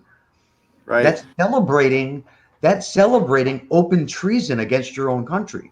Right. That makes no sense. Well, I mean, it's interesting to me what they try to sell to us in the name of heritage. Because heritage, even if you want to use the heritage argument, I don't think that really, really works. I mean, keeping the statues there doesn't, I mean, if you take the statues away because they're offending people, the history doesn't actually change because of that. And yeah, I wish they would take them down too, Emily, and I wish they would take them down not just because they're offensive, but to not just African Americans, but people who care about history. But like they should never have gone up in the first place for reasons that Rob just said. It's not as if they were contemporaneous to being honoring the people who put them up, because the people who put them up ever had the country that they thought they had. You know what I mean? They never had. They lost that. They lost that after 4 years of fighting, and I just don't understand why. I feel the same way about the stars and bars. The Confederate flag. Yeah. People say, "Oh, I don't think it's racist." Well, you know what? Way more people than you do think it's racist, and so and it's a part of that history.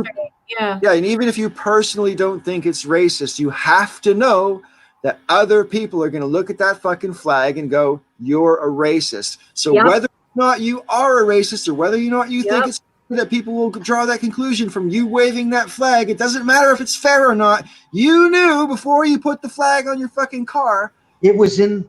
Going to think you're a racist. You knew that, and you anyway, so I'm sorry. It was in the Confederate Constitution. It was. Right. I mean, they stated outright that the entire purpose of them forming another country, another government, was so they could preserve the right to own human beings. I mean, they put it in black and white. So it's like you can't even say, "Oh, it's not about hate." It absolutely is about hate. And absolutely, they said it themselves.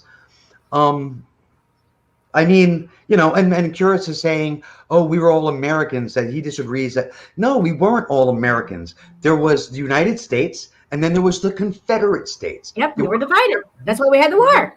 They were Confederates by their own announcement, by their own volition. They chose to break away from the American government. They were no longer. It was a separate country. It was a separate country with its own constitution, their own electoral process, their own laws. It was a separate country. So you can't say, "Oh, we're all Americans." Derp. No, Curious. No, you're wrong. You're wrong. Paul knows you're wrong. Sue knows you're wrong. Everybody in the chat knows you're wrong. I know you're wrong. And deep down, you know you're wrong. Because you're wrong. So just sit there with the wrongness and be wrong. Oh, dear. Oh, boy. Yeah. I'm just going to bring this one up real quick, just because, why not? Oh, someone's racist, so what? Motherfucker, people are getting shot in their own bed. Or have you not been paying attention to the goddamn news? Yeah. They're getting shot for just running, just going out for a simple run. Yeah, but I mean, and that's pretty bad, no doubt about it. But this Brianna that I read about earlier this week, I mean, she was just in bed with her boyfriend. Cops break into her fucking house. They shoot her 8 times, right? One of the cops takes a shot in the legs as well, and they arrested the boyfriend of her, thinking that he was this other guy who it turns out they had a warrant for the arrest of this other guy who they turns out they already had him in custody. So the guy they were looking for wasn't even the right guy that was in the fucking house in the first place. And then they break into the house and shoot the woman in bed 8 times. 8 times. And one of the cops took a shot, and it turns out that he was shot by one of the other cops, which means it was a complete fucking frenzy. Yeah? Right. Complete fucking frenzy. And they shot this poor woman 8 times. And I'm sorry, I don't like to go, oh, what's wrong with racism? It's all just in our heads, right, Curious? Go fuck yourself. If people are getting street, people are getting shot in their own fucking house, people are getting shot in their backyard on the phone. Yep. All right? This is happening in front of your face. And if you can't see that and think it's wrong, you can go fucking stick a hot rod up your poke, as far as I'm concerned. Go fuck yourself. That really pisses me off. Oh, what's wrong with racism? Please. Yeah, the whole thing with that was it Brianna? That whole thing, that was a thin blue clusterfuck. That's what that was. You know, they talk about the thin blue line. No, that was a thin blue clusterfuck. That entire thing was a complete fucking botch. And none of them has the guts or the nerve to admit it. Yeah, I think you're being too kind. I'm sorry. I'm to the point where I don't believe any of this shit is a botch. I never believe it anymore. When they say, oh, you know, we thought he had a gun, or oh, we thought he was casing the houses, or no, you didn't. You saw an opportunity to take this motherfucker out, whether it was both of them, Gene, or any of the. I mean, both of them was shot in his own fucking house by a cop. You know, I mean, it just. I can't help it. The pattern of behavior is so like consistent that it has to be deliberate. To me, I just can't buy it that this is a series of unrelated events. I think they're very related. They might not be coordinated from a central point. I don't think that's necessarily I don't think they're that related, but they're related in the same way that all school shootings are related. You know? Still American. It's stupid. Who cares if white or black? Still American, but that's not the question. That isn't the topic. The topic was the Confederate South, and you brought it up, dude. You're the one who brought it up. Heritage, not Trying to do projection. You know, and then I mean, talk about deflection. You were talking about deflection. We're talking about deflection. The question was Confederate versus American, and the Confederates were American only as far as it was on the American continent. In the same way that Mexicans are Americans and Canadians are Americans. They're North Americans. But as far as the government they were living under, Confederates were Confederates. By their own choice. Good. Hey, guys. Hey. Sorry, I had domestic problems. I had to mow my yard. Now, I did use an electric lawnmower because Misty has preferences when she's buying things. But I own a truck, Paul, and... Am I muted? No, you're not muted. Yeah. Paul, I own a truck, and I know a way for you to find out how small my penis is. Okay. Oh, he's been listening. Yeah, I was listening while I was mowing my yard, Paul. I heard That's you all right. talking shit about trucks. That's right. Yeah. When one of your friends has some sort of domestic violence happen to them, they're going to call me to help move them. I'm the guy with the truck. Right. Fair enough. True. I don't have anything against people owning trucks, right? Not at all. I was talking about a machoistic thing, and I use the truck thing as an example because we have all seen people with these jacked up trucks and the great big wheels, and they are putting on a whole thing. I'm not saying all people who own trucks are that guy, because there's way too many trucks for them all to be that guy. But those guys exist, and we all seen them. We've all seen them. You know who likes my truck? Misty likes my truck because she drives it to work all the time. And there you go. Like I said, women rule the world. Dev, thank you for your service. I recognize you as a veteran. Well, Also, you were listening to everything. Yes. Yeah, I was listening to everything and pushing that lawnmower, getting all pissed off about trucks and penis size. I just want you to know that if I drove across Germany, I'd probably be visiting my other friends who are vets, and I'd see a whole bunch of statues of U.S. generals because I'd be getting passes to drive on post. And we have too many bases over there, so I don't. We have too many bases everywhere. Yep. Yeah. I think it's time. I mean, it's time. It's past. Pick a different country if you're going to say not so many statues of U.S. generals, because we have way too many bases in that country. Well, there's the thing. There's a difference though, because on a military base, the land underneath a military base, at least under an American military base, is considered U.S. soil. Yeah. Okay. So if you're in Germany and you go onto an American military base, you're no longer on German soil. You're on American soil. So you may see, American general statues there. But like just scattered around the countryside, you're not going to see that, because countries typically don't put up statues to honor people that they've been at war with. Unless it's like a war that ends really, really well, where it's just like, oh man, I'm sorry, come here, let's hug it out. Maybe then, but Sue, yeah, I was listening to you too. Yeah. And I agree that it's really important to know how to order food. I'm a little bit confused right now though, because we're doing like a video conferencing thing and I can see you, right? Yeah. So I see you and you see me. Yeah. Do I say Yobaseo or Annyeonghaseyo? If you're okay, in general, when you're greeting somebody, it would be annyeonghaseyo. Mhm. Okay, like in the informal way. If you're talking on the telephone, that's when you would do Yobaseo. But this is like electronic, and you're like 1,000 miles away. I think I don't know. I think probably annyeonghaseyo would be the one to use, because generally Yobaseo is considered something you'd say on the phone. we don't Just the phone. Yeah. Right. We don't treat the internet the same way we treat the telephone. We have a tendency to treat these kinds of meetings almost as if they're in person because they're face to face. Yeah, exactly. Yeah, because that's the way to look at it. we're not in person. We still treat it that way. Yeah. And I don't know. I can only speak from an American mindset. I don't know if that holds the same with people around the world. I assume it does, only because there's a logic to it, but I don't know. Yeah. Okay. So is anyone going to say Yobaseo 50 years from now when all the calls are made over the internet? I don't know. Maybe, maybe not. But I would still think it would apply to the phone. Logically, it would apply to the phone, though.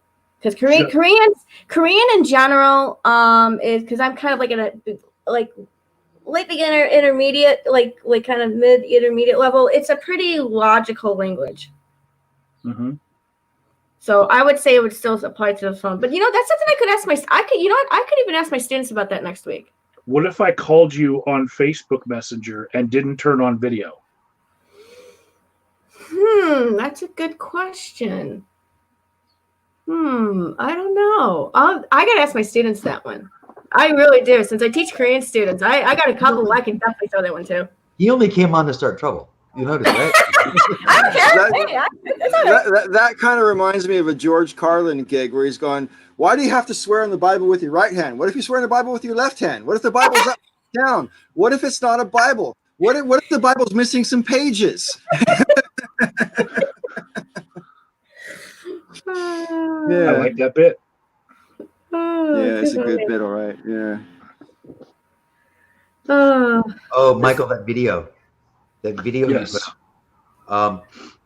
I responded to I posted a comment and you responded to it, and then other crazy people started responding, and I said, yeah, I'm out. I understand. What happened to my YouTube channel is that I knocked too many heads of people who are like-minded in a sort of rattlesnakey sort of way. And so all of my audience basically are actually the shitlords. So if you do make a comment on my channel, the people in the comment section for me None of them are SJW side. And it's just because I was too critical of my own side, and I got a fan base, and I scared some people away. I did not pass the purity test. And what's weird is I kind of evolved over time more left, a little bit more left than I was. And at the same time, I was getting more people on the right. I think I'm actually listed in a couple of those websites that track lolcows, where they're just commenting on my stuff just to piss me off. I've got one guy who jumps in every stream on my channel, and he wants to know about Joe Biden. And I got another guy who jumps into every stream and says praise Islam in the chat. And I'm like, I'm not talking about Islam. This is not about Islam. But he wants to make every show about that. And so, yeah. That sounds like trolling. Yeah, I get a lot of trolls, and I got a lot of contrarian people. Well, there was one guy who commented. So I checked out it was the one who was asking me, do you have their name? Where are they from? What hospital are they in? I mean, like, it's just like, dude, wow. Just well, see, I checked out his channel, and he just seems like he's out there. Like, he just seems like he's one of those people that thinks that everybody's going to get forced injections of microchips and nanobots. I mean, he's like an Earl that's not from the South. So this whole week, I've gone overboard with my viciousness towards that, and I've actually, the people who want to know actual names of people who died, and they're not going to believe everything until they see an actual list of everybody. They're just going to think that the number's inflated. I'm like, okay, first of all, the last time I heard that was AIDS denialism, right? But the time that means the most to me is you sound like a Holocaust denier. Right. And the thread of politics that goes through all of those is the same. So fuck off, right? You are as bad as a Holocaust denier. And just me bringing up that comparison, I know is vicious. I really feel it. It's true, but it's vicious, and you're not going to get anywhere. You're not going to catch any flies with honey by calling someone a Holocaust denier. But that's what they are. In my state, we just in the last 48 hours, we stopped counting all deaths with coronavirus as being all deaths of coronavirus. Right, I saw that on the video. Yeah, we don't do that for any other disease, right? But it's become so full of politics that on the state level, we separate died with coronavirus present and died of coronavirus. And it's about 25% where the attending doctor or the coroner said, oh, no, it wasn't coronavirus. They just had coronavirus. It was something else. Like 25% of the numbers, right? How do they make the determination between of and with?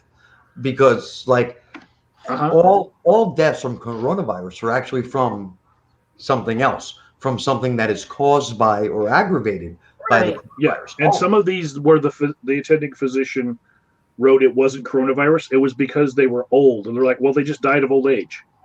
This wasn't coronavirus. And it's political. And in those counties, the coroner is elected and is an elected Republican who wants to see the numbers come down. Right? Oh, yeah. But here's the thing. They went and reviewed all of the different death certificates written by all the different doctors and coroners, and we only lost 25% of our numbers.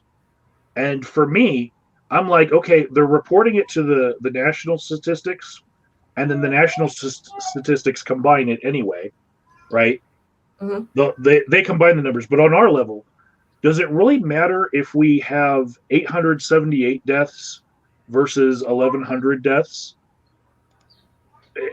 How does that change how you're making policy? We're still in the same ballpark, right? We're still going to have like 10,000 by the end of the year. We're still going to have 1 million by the end of the year nationwide because of all this premature opening of everything. Right.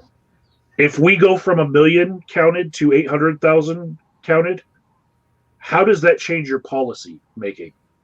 If it does change your policy making, you suck as a person. Right. I have a friend on Facebook who's a libertarian. And wow, you were pretty quiet until I started to talk. He's like sitting right on the floor right next to me. Anyway, I have a friend on Facebook who's a libertarian, and he's one of the ones he keeps like posting all of these very well researched numbers and stats and everything else, and he's saying, see, all these people are not dying of COVID-19; they're dying of pneumonia, they're dying of heart attacks, and it's just like, dude, what the hell? I mean, that's what the virus would cause at the end anyway. So, yeah. So yeah, birth is the leading cause of death. Yeah. So there was a case about a guy named Sebastian Yellow, Native American from the Four Corners area, right? And in that county, all of the police pretty much are white off of the res. The county coroner, white, right? All the doctors in the hospital, white. This guy's Native American. He gets found face down, just laying on the side of the street. The cops call it in as he's dead. We're just going to take him to the hospital, right? They draw blood, and he must have been dead within a day of them finding him, or could have been dying right there. Don't know. But the fact that they drew blood and had a blood alcohol content says it was within at least 24 hours of his death, right? We don't have all the facts, but we know that they say that he was a 0.55 blood alcohol content. And at that level, a person with no tolerance would be dead.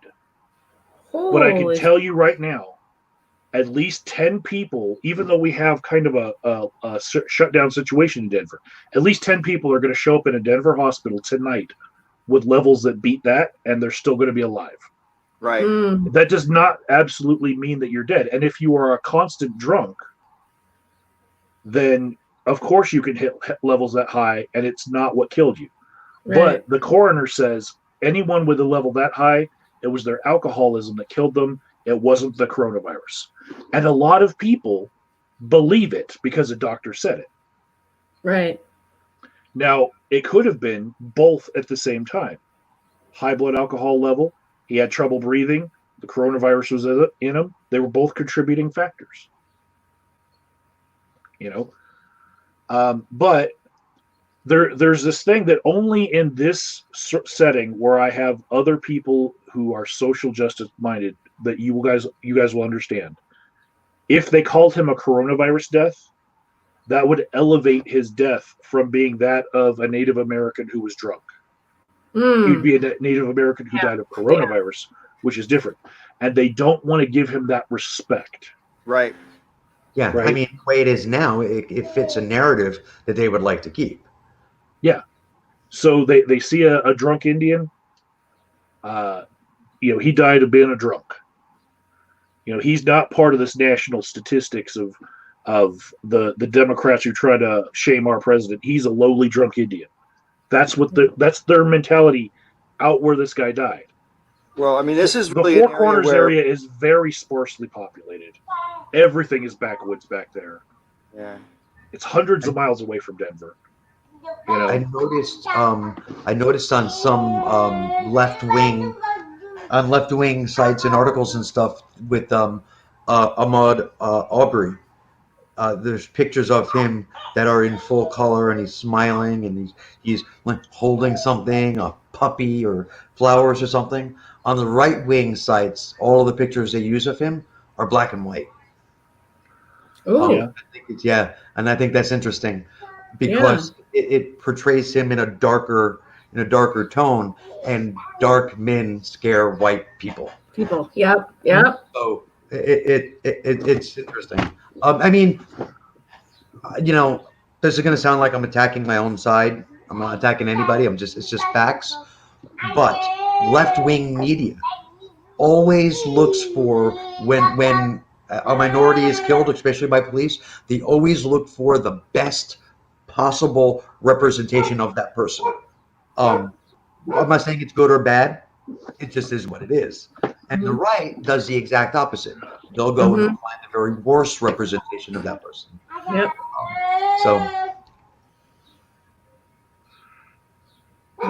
So the way that I see this played out is that when somebody commented on my video and said, what about Sebastian Yellow? I was like, I've never heard of this case. So I go and look it up, and I click on the first story about it, right? So I'm going to blow this up with my phone. The first story about it, I'm just trying to learn. You know what kind of picture that is? That's his mugshot. Yeah. Those lines by him are from the jail. So that's how they're characterizing him without even saying that he previously had committed a crime or showed up in the police drunk tank. They put a mugshot out as the picture of him. Jeez. Right? Mm-hmm. And nowhere in the story does it have anything to do with him committing a crime. He was just found dead on the side of the road. Wow. This comes for me to like a larger point about media framing that I think they should really teach kids in high school about how stories are framed. For example, when in this country, when the Brexit thing was still happening and still hadn't been voted on, was up and coming, you'd see stories like great big headlines and huge letters on the front of the tabloids would say something like 8% of Britons want to leave the EU. Well, that means 72% don't. But you don't put 72% of people want to stay in the EU on the headline. They put 20% of people want to leave. Right. Mm-hmm. They talk about the angle they want to push. Now, 20% sounds like a pathetic minority, but it's still it's a significant minority for a minority, right? But the whole point is it's the way you frame it. If you framed it, for example, 5-6 months ago, if they framed it as Bernie Sanders' movement continues to grow, every rally is bigger than the last rally, all of those things were true. But they never framed it like that. It was not interest to frame it like that. You know, when Bernie had his heart attack and then came back and did that rally in Queens, they had to turn people away. Too many people showed up. You know, They also that kind of excitement. They should be promoting that kind of excitement as a movement, but they don't. They kind of just like, no, that's not. We don't want to play that angle. They also said that the majority, if not all, of his supporters were young white men, which also the majority of Bernie supporters were actually women. I mean, I think by just barely, but still, I mean, it was still the majority. So to say like, oh yeah, no, their movement was young white men. Well, no, that just isn't true. It was true in Denver. My camera will show it when I film it, but that's Denver. Yeah, the thing about Denver though is the racial demographics here are the black population is not going to come out to support him because they're not supporting anyone. They're not coming out in crowds anywhere. Anywhere that there's going to be police guards, they're not going. Right. You know, and so it was in Civic Center Park. There were barricades put up all around it. And all the people on the inside were either white or Hispanic. You couldn't see any African-American people in my camera. And there were very few Hispanic people, but they were there.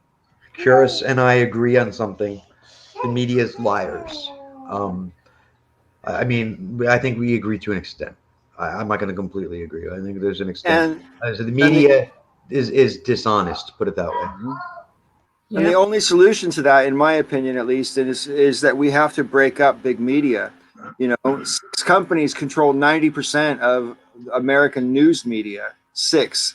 And concentration of ownership is dangerous, not just for news media, but particularly for news media, because they can control the message. They can also control, like for example, these presenters that present our news to us now, they get paid, 7 figures a year, some of them 8 figures a year. So they're no longer in our category. They're in the top 1/10 of 1%. And they're presenting to us as if they're regular people, as if they're just middle-class people with a job. Right. When they are like wildly fucking wealthy, right? Yeah. And they do that. The networks give them that money to make them not want to show, like, for example, why Medicare for all is a good thing. You know, But there's also the issue, like you said before, about framing. Like we have to teach our children how to think. We have to teach them how to spot, fake news. They need to know the difference. They need to learn the difference between news and propaganda. yeah, There's propaganda that I watch, and I watch it knowing it's propaganda. And once you know what something is, you can rob it of its power, and you can still take out of it the information that's useful. Rachel Maddow, I love Rachel. I love Rachel Maddow, but I know that she has a bend. I know that she's coming at it from a specific point of view. I know it's propaganda. So because of that, I'm able to pull out the difference.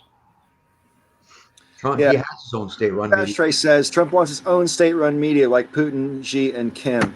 He has it. That's what I was going to say. Fox is effectively that. I know it's cliche to say that, but I happen to see that seems more true than false. Yeah. You know? It's Fox and OANN. Yeah, I never see it. I don't know much about them. I see them planting questions in some of his coronavirus things. They practice fellatio. That's what their job is. They're there to delicately and gently and lovingly lick his knob. That's basically what their role is. I have to say, with respect, Deep Ashtray, I understand why you think Trump wants his own state-run media, because he wants something that he can 100% for sure rely on. But I think actually it's more in his interest to have the fact that Fox is not officially a state-run media, or there, in fact, there is no official state-run media, because that way you can always throw out the doubt. You can always have the dissenting, Sam Shepard or whatever his name, who quit recently. You can always have that guy who's like the dissenting voice, and that way it seems like you're talking about it's really a free network. It's not totally state-run. It's not totally, we allow the little bits of dissent, and it's all a mirage. You're talking about Shepard Smith. Yeah, Shepard Smith. Yeah, Shep Smith. Yeah. Oh yeah, he was the one. I actually liked listening to him too, and in a way, I'm not surprised either, because I had heard behind the scenes it got gnarly. And I'll tell you, somebody who's worked in like doing the print media and having to do like writing and publishing, and even in the situation I'm in now, there is a certain bottom line that you have to conform to, and if you don't, no matter what you put out there, even if it's something that they want, if you're not appealing to that bottom line, it's horrible. It's horrendous. You're not even allowed to have your own voice anymore, especially on the creator side. You're not allowed to even express that, and that drives me nuts. And for what the publication I've been working with now, and the editor, I actually had a situation earlier this week dealing with that. And I realized, I'm like, you know what? Yeah, maybe this publication is kind of respected and you're waiting for funding. But if you're not trusting your writers, and I flat out told her, if you're not trusting your writers and you're not trusting the process, then what's the point? Maybe I'm not the person for you. Because I have a certain voice that when I wrote for Fake News, it was a lot different. The atmosphere was way different. They saw my article. They saw what I did. Yeah, maybe I had like one or two controversial things, but hey, I didn't care. I got the story out there. I had people like maybe once or twice every issue. And this is like, no matter what, this is like a total opposite of like, no matter what I'm doing to try to conform to a certain narrative, it's like you're trying to put me into a box that I don't think you could put me into. And oh gosh, I'm to the point, it's like, you know what, I'm just going to put this on the back burner. I'm going for something else. I've gotten so tired of it. It's ridiculous. I honestly don't have a problem with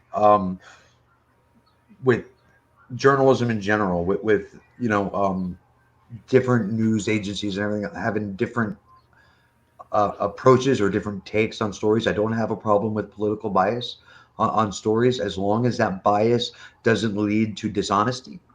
Yeah. Like you can take, and as long as it's declared. Yeah, and as long as it's declared, right? You can't say you're fair and balanced if you're absolutely demonstrably not. That's dishonest. But like, I mean, you can take any fact and you can spin it in either direction, and the fact remains true. It's when you alter the facts to fit your narrative, well, now we got a problem. That's just lying. Right. So, I mean, I don't have a problem with bias. I have a problem with changing facts to fit your bias. So that to me is an issue. I think it's important that we fix because it is a problem and it needs to be fixed. And I think it's largely due to Fox News and Rupert Murdoch. But we need to fix it because I mean the press is pretty damn important. I mean it's it's named in the Constitution. It has a role in our society that goes well beyond informing. It's the entire purpose is to hold the government to account by informing. Its job is to piss people off. Its job is to ridicule. Its job, is to hold people to standards. If it's no longer doing that in an honest way, then it's no longer useful for a functioning society. Well, and I think we're at that point now. The press, even when they're trying to ask supposedly challenging questions to the president, what ends up happening is the president just bulldozes his way off the stage, or just denigrates the reporters, and then they don't follow up properly. I mean, like one of the reporters who does do follow up questions really good is Mehdi Hassan, and he works for The Intercept and also AJ Plus, and he guest hosts on CNN quite a lot. But he's the kind of interviewer that when he asks someone a question and he's not satisfied with the answer, he doesn't just move on to the next question. He's like, hang on a minute, explain this shit, blah, blah, blah. I like people like that. He's amazing. He's amazing. And that's how all wasn't that long ago in my adult memory that most interviewers had that sort of confrontational attitude. Yep. Like in this country, that's been certainly a tradition in British broadcasting. You had Jeremy and Andrew Neil and even Pierce Morgan, who I hate. He's at least aggressive in his questioning style. You know what I mean? The first one you said Jeremy Paxman? Jeremy Paxman. Yeah, I've seen him. He's fantastic. Yeah, he used to be amazing. Even though he is one of the good old boys. He's an old Etonian from like posh upbringing, and he's went to the same university that all the politicians ever went to. So he's in that same group of people. Right, but Jeremy Paxman, he was absolutely relentless when he was grilling a politician. He wouldn't shut up. There's a classic one, you can look it up on YouTube.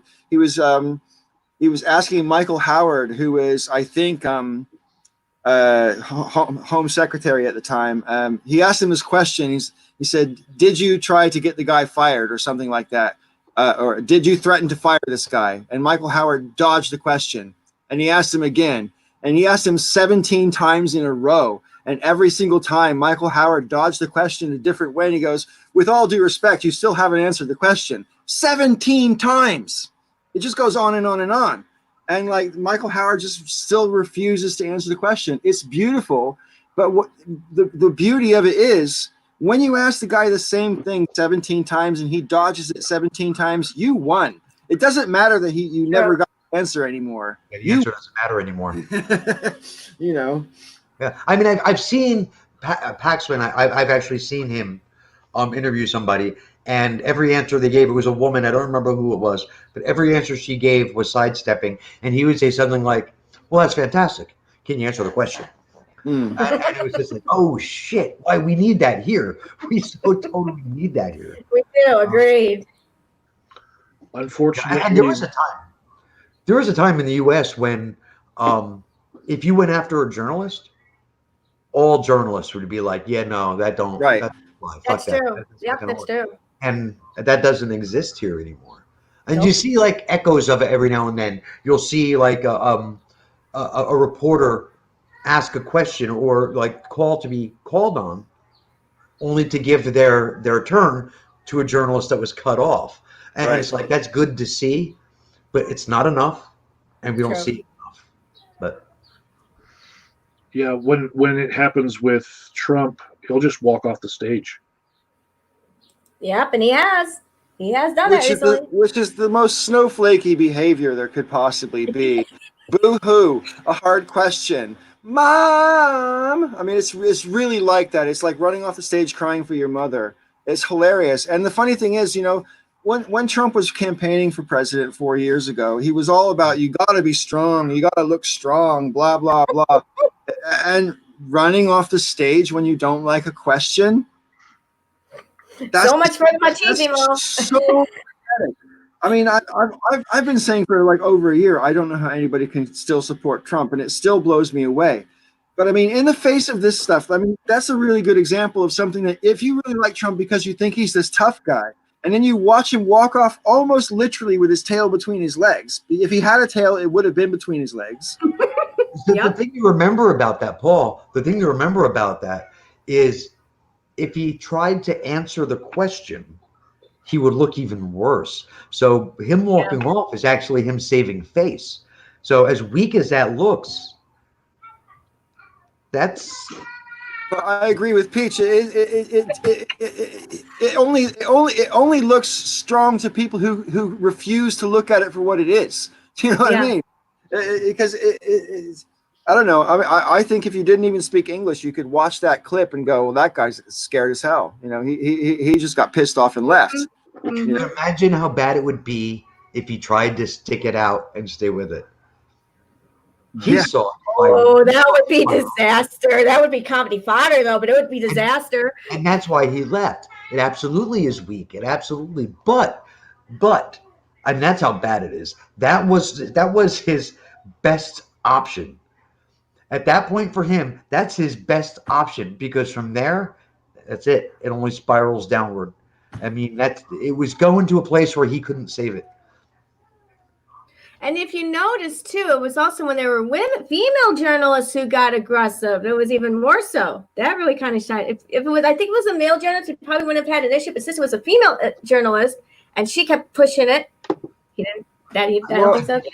I understand why you say that. Sorry, Bob. I understand why you say that, Sue. But the other day when the guy asked him the question as well, he did the same thing. What was that question he asked him about what is Obamagate? And Obama goes, everyone knows what it is. Shut up. Next. You know, I mean, it was so pathetic. It was so pathetic.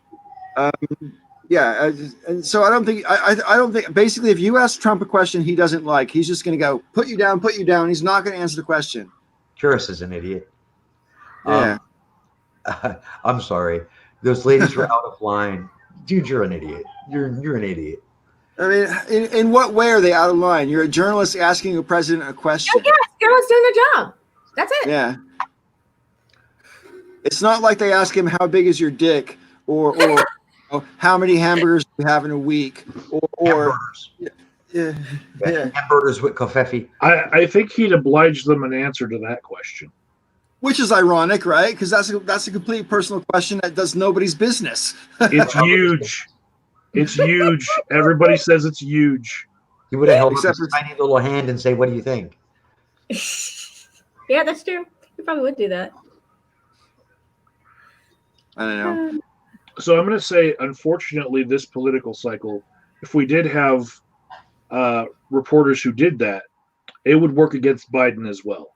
If you look at his answers during the debates, sometimes I think that we were ascribing it to dementia, the fact that his answers didn't match the question. But it could have just been that he was dodging actually answering the question. And maybe we're just being very generous by ascribing it to his old age. Maybe he's using his old age and hiding behind it, and he's just dodging directly answering things. Wow, that's chess, that is.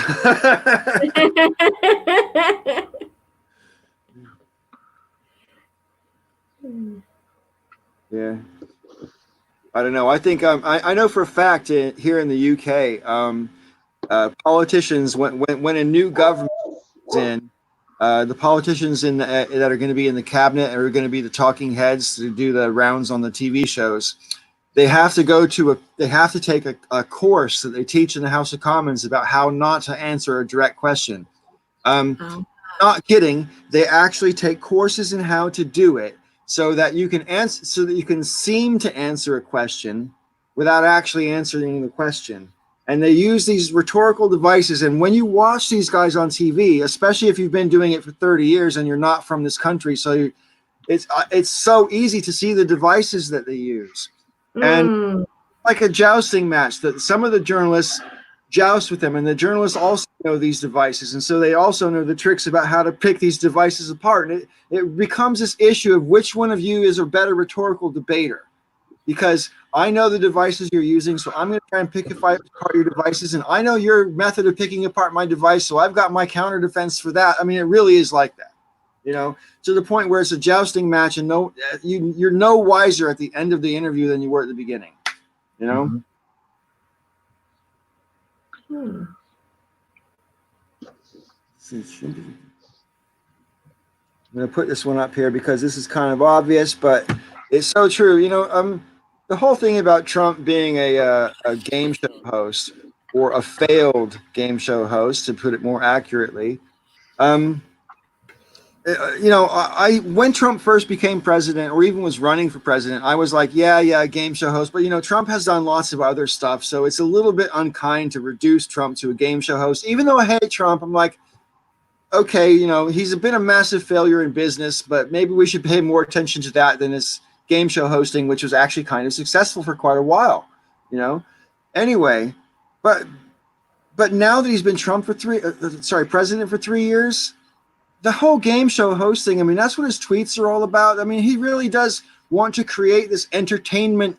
He wants his presidency to be interesting and something people are excited about and talk about. And His you know, nomination, his nomination of Gorsuch was a primetime event. Oh yeah.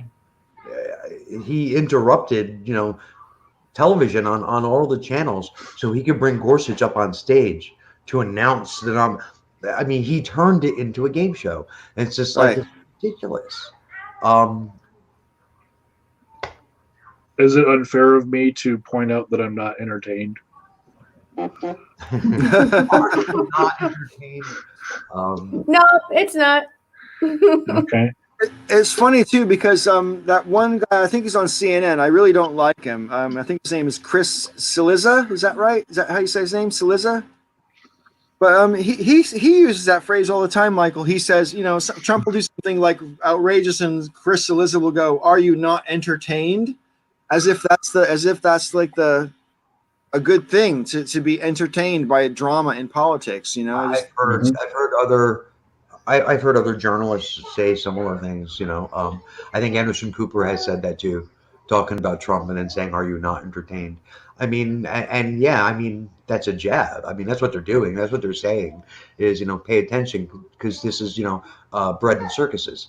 That's what we're getting. So, Misty and I have had one of the people that we used to like fall out of our graces recently. And Thunderfoot was on this before we were.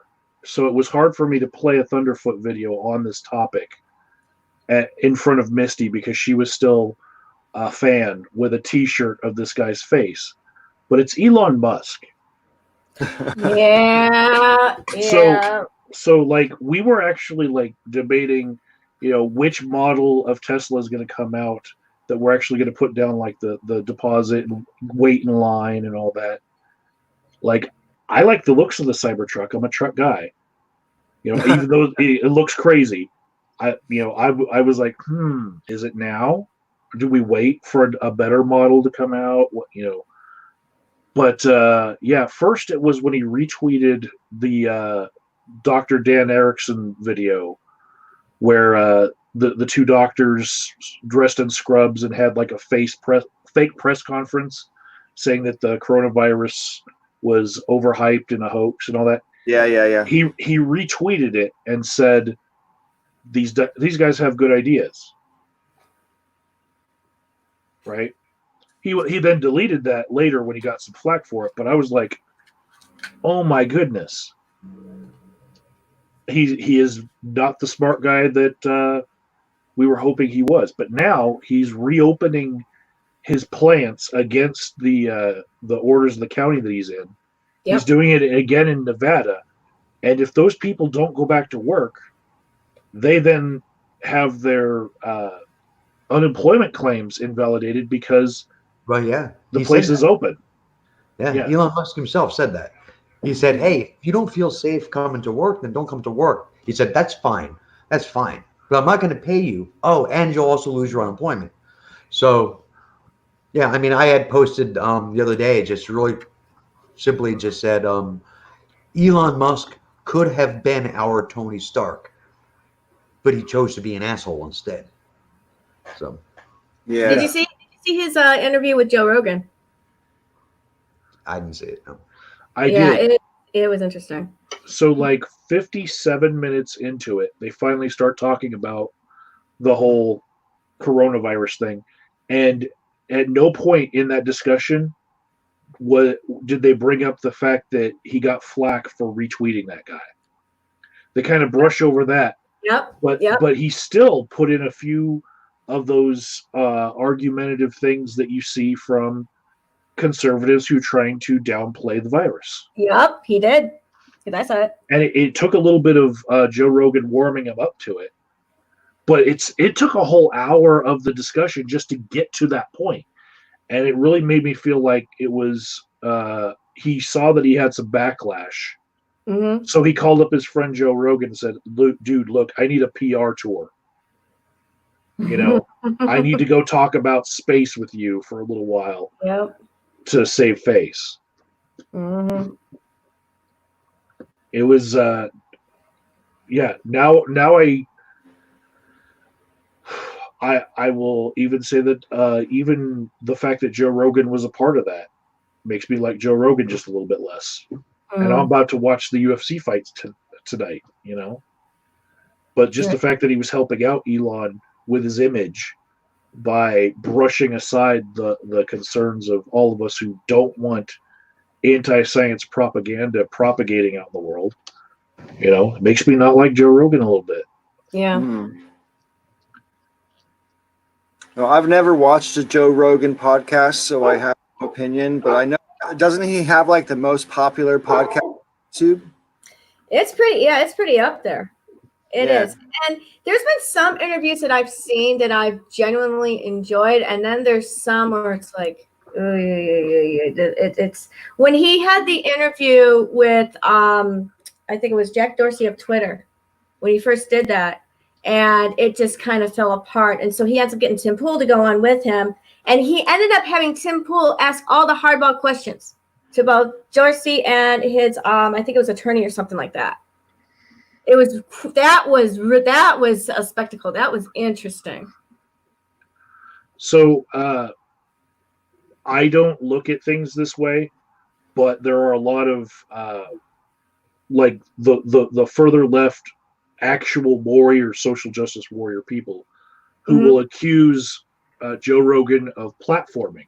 Yes, I've heard this. Yes. So he has had so many people on his podcast from both sides of the issue, even having Tim Pool.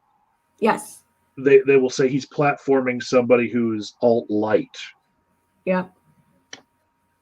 I mean, I can relate to that. I mean, I took a little bit of heat for putting Brock on the Breakfast Club back in the day, you know.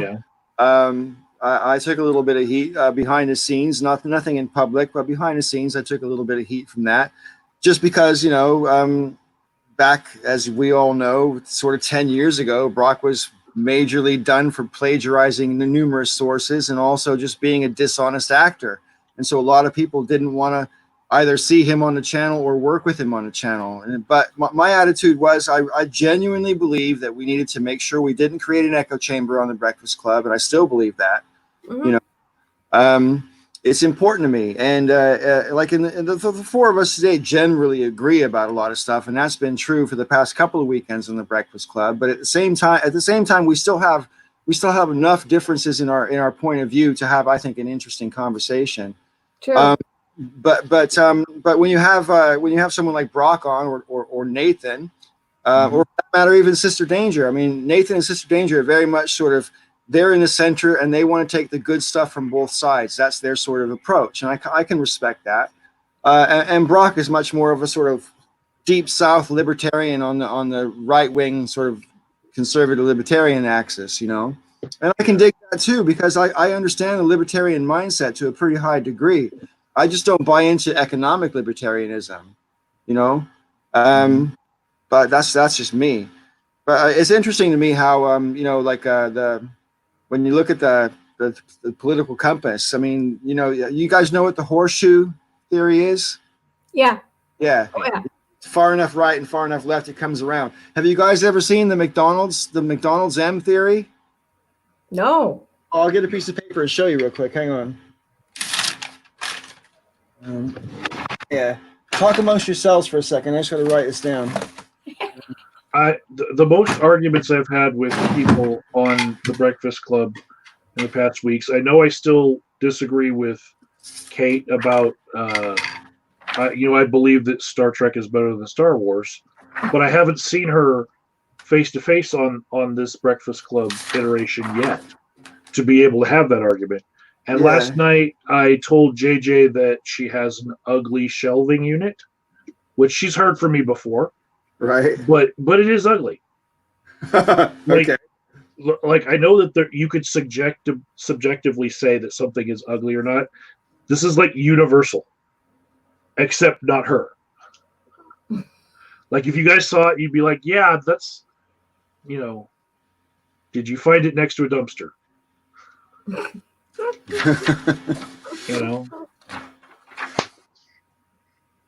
Here I am with shelving units that do not match. And when I say that this is an ugly shelf, dude, it's ugly. I hope she sees this too. Oh,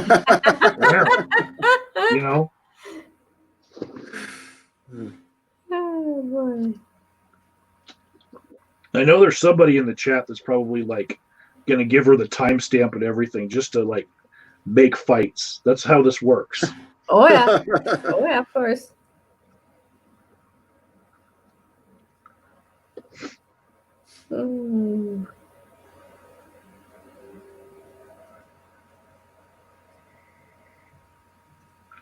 I'm wondering which medication Dev is going to be having a prescription for that's going to run out because the president makes a run on it by saying that it's the new miracle cure for everything. I'm only on one kind of medication, and it's HIV meds. I don't think there's a lot of danger there. Oh, he's going to try to name everything. Okay, are you ready for this? Here's the McDonald's chart. Okay, you've got far right on the bottom, far left on the bottom, and centrist on the bottom, and you got leftish and rightish, and here in the middle, not full of shit, full of shit. Okay.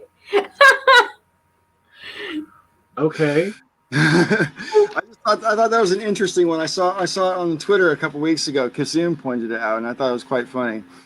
But yeah, that's good. That's good. Yeah, I mean, I think people that are not necessarily. I mean, centrists aren't all full of shit, but I think the kind of centrists that are full of shit to me. I think there's a popular myth that I don't think is true, which people think that you've got your Republicans on the right. You've got your Democrats on the left, and then in this middle zone, you've got non-registered voters or independent voters. And they're somehow in between the right and the left. No, motherfucker, they're not in between. They're outside. The right and the left are right next to each other, and all those other people are outside going, no, we don't want a part of your bullshit. Yep, that's me. And they're mostly lefty in their opinions. When you look at polls, Medicare for All, 72%. So that has to include right people and left people, right? So it's a popular thing. Making marijuana legal, 63%, that kind of thing. Mostly lefty. So left-ish, fine, but far left people don't want that. Right-ish, fine, but far right people don't want that, you know? And centrism, people don't want that either because that's basically far right with a left-hand smile, with a lefty smile on it. That's what it is. Reality has a liberal bias. Right. Yeah. Reality has a liberal bias. Yeah. That's an old Keith Olbermann quote, isn't it, from back in the day? Yeah. I think so, yeah. Yeah. Either that or Bill Hicks, something like that. It's one or the other. Yeah. That's still a good line. That's a good t-shirt.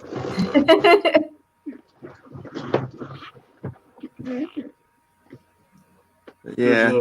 There's a Bill Hicks sketch back there. Oh, cool. It's back there. Okay. But Okay. yeah, on a different day, I'll pull out the whole sketchbook. It'll probably be against Nate. It'll be Inktober. All right. Cool. We'll be like throwing paintings at each other just left and right. That might be kind of fun.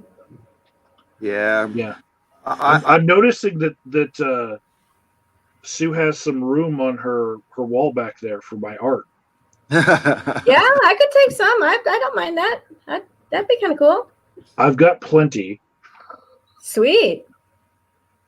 Yeah, I'd love to. I could do that. That's no big deal. I like supporting like other artists or people that I've known on the internet and stuff or on YouTube. There's a YouTuber that I follow. She goes by the name of Leah Mouse, and she's gone full onto the candle business, and she makes these really cool scented candles. She's just recently released a Goosebumps theme candles. So I'd offer Dev some art, but we've already established that it's women who run the world, right? Yeah, I would have to ask. That wall looks really clean.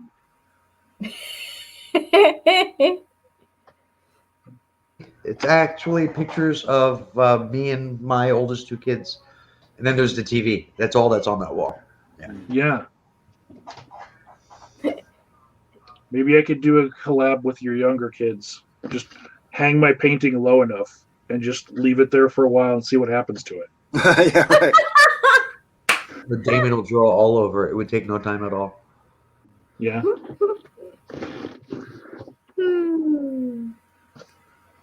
So when we're talking about the situation we're in now, and I see in America things are starting to they're basically forcing a reopen, and yet now all the not all but a lot of the places where coronavirus in America is on the rise, like a steep upward rise, are largely Trump states. And I think there's a significant potential for, and I'm not saying this in any celebratory sense whatsoever, but I think there's a significant potential that Trump might lose enough voters to swing the election just from death and from coronavirus. Enough of his people might die that it swings the election. Even though those deaths are in the Trump supporting states, they're in densely populated areas. So it's the blue parts within those red states. Yeah. So I have people in my comment section feeding me like bullshit stats, but they're saying it's like 70-30 Democrats that are dying from this. Wow. And then following it up with, and the same thing was true about AIDS. So I know that it's bullshit stats they're pulling out of their ass, but part of it makes sense to me that, it's in the densely populated areas that this is happening. And to me, it looks like a bit of hypocrisy in that they'll usually say that as long as I'm not infringing on your rights, whatever I do is okay. But what they're doing is putting people's lives in danger that are not them. Yep. Right. But they don't want to accept that. Yep. And so this thing has turned Democrats into Republicans. It's turned conservatives into liberals as far as the rhetoric that they will use to get their ways. It's like the tactics that they're using with their rhetoric. It's just like everything's bizarro land now that we have this pandemic. Well, it certainly focuses my thinking an awful lot about various different issues, not just the political side, but also my interior world. I've gone through an awful lot of over the past 7 weeks, just with introspection and whatever. But getting what you're saying about the way people approach this and the way we're going to get back into like working life and whatever, and how, like, when it comes to the Trump states as well, and the fact that the virus is taking out people who are more economically deprived. Now, that doesn't just mean minority communities, but it can mean minority communities to a pretty large degree. But a lot of these Trump states are also pretty poor. So I wonder how that's, like West Virginia, for example, good example of a poor state.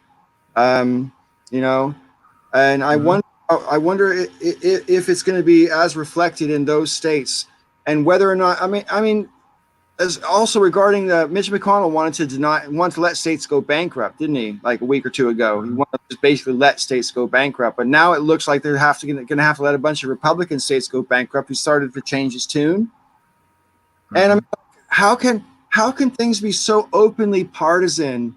And it just seemed like how, I don't know, the way it's portrayed now is this is just how we play. Obama. It's not outrage anymore. And I know our outrage meter's been busted for a while now, but I mean, seriously, it's gone so far beyond the pale that I can't recognize America anymore sometimes. Obama. It's not because of Obama, but it's a reaction to. It's about Obama. All of it. Yeah. So has been now for almost 12 years. It's been all about Obama. I mean, especially Southern, it's not exclusively Southern, but especially Southern white Republicans have not gotten over the fact that we had a black president for 8 years. True. Still have not gotten over that. And many of them, I'm not going to say majority, but there are many who are just fine seeing everything burned down, because to them, this is no longer their country because a black man was president. Okay, I want to ask the whole group a question now. It's something I've been meaning to ask for weeks, right? And we kind of touched on this earlier before Monica got here about whether or not Trump's going to step aside if he loses in 6 months, right? But I want to ask another question, okay? Because we already just assume as a fait accompli that if Trump loses, he's going to reject or object through the courts or whatever means, through the military, whatever means he decides to use. And we don't know, we can't really imagine, we can't predict, but we all seem to accept that unless he loses by like 75% to his 25%, he's going to make a fuss, right? Mm-hmm. But what if, my friends, and this is a huge what if the election happens and Trump apparently wins 65% of the vote and 65% of the electoral college? Are you going to believe that? Are you really going to believe that Trump wins 65% of the vote? And what would you do if that happened? What would you do? Because bullshit. So what would you do? Nothing I could do, but I think it should be anywhere where a recount would make sense. Mm-hmm.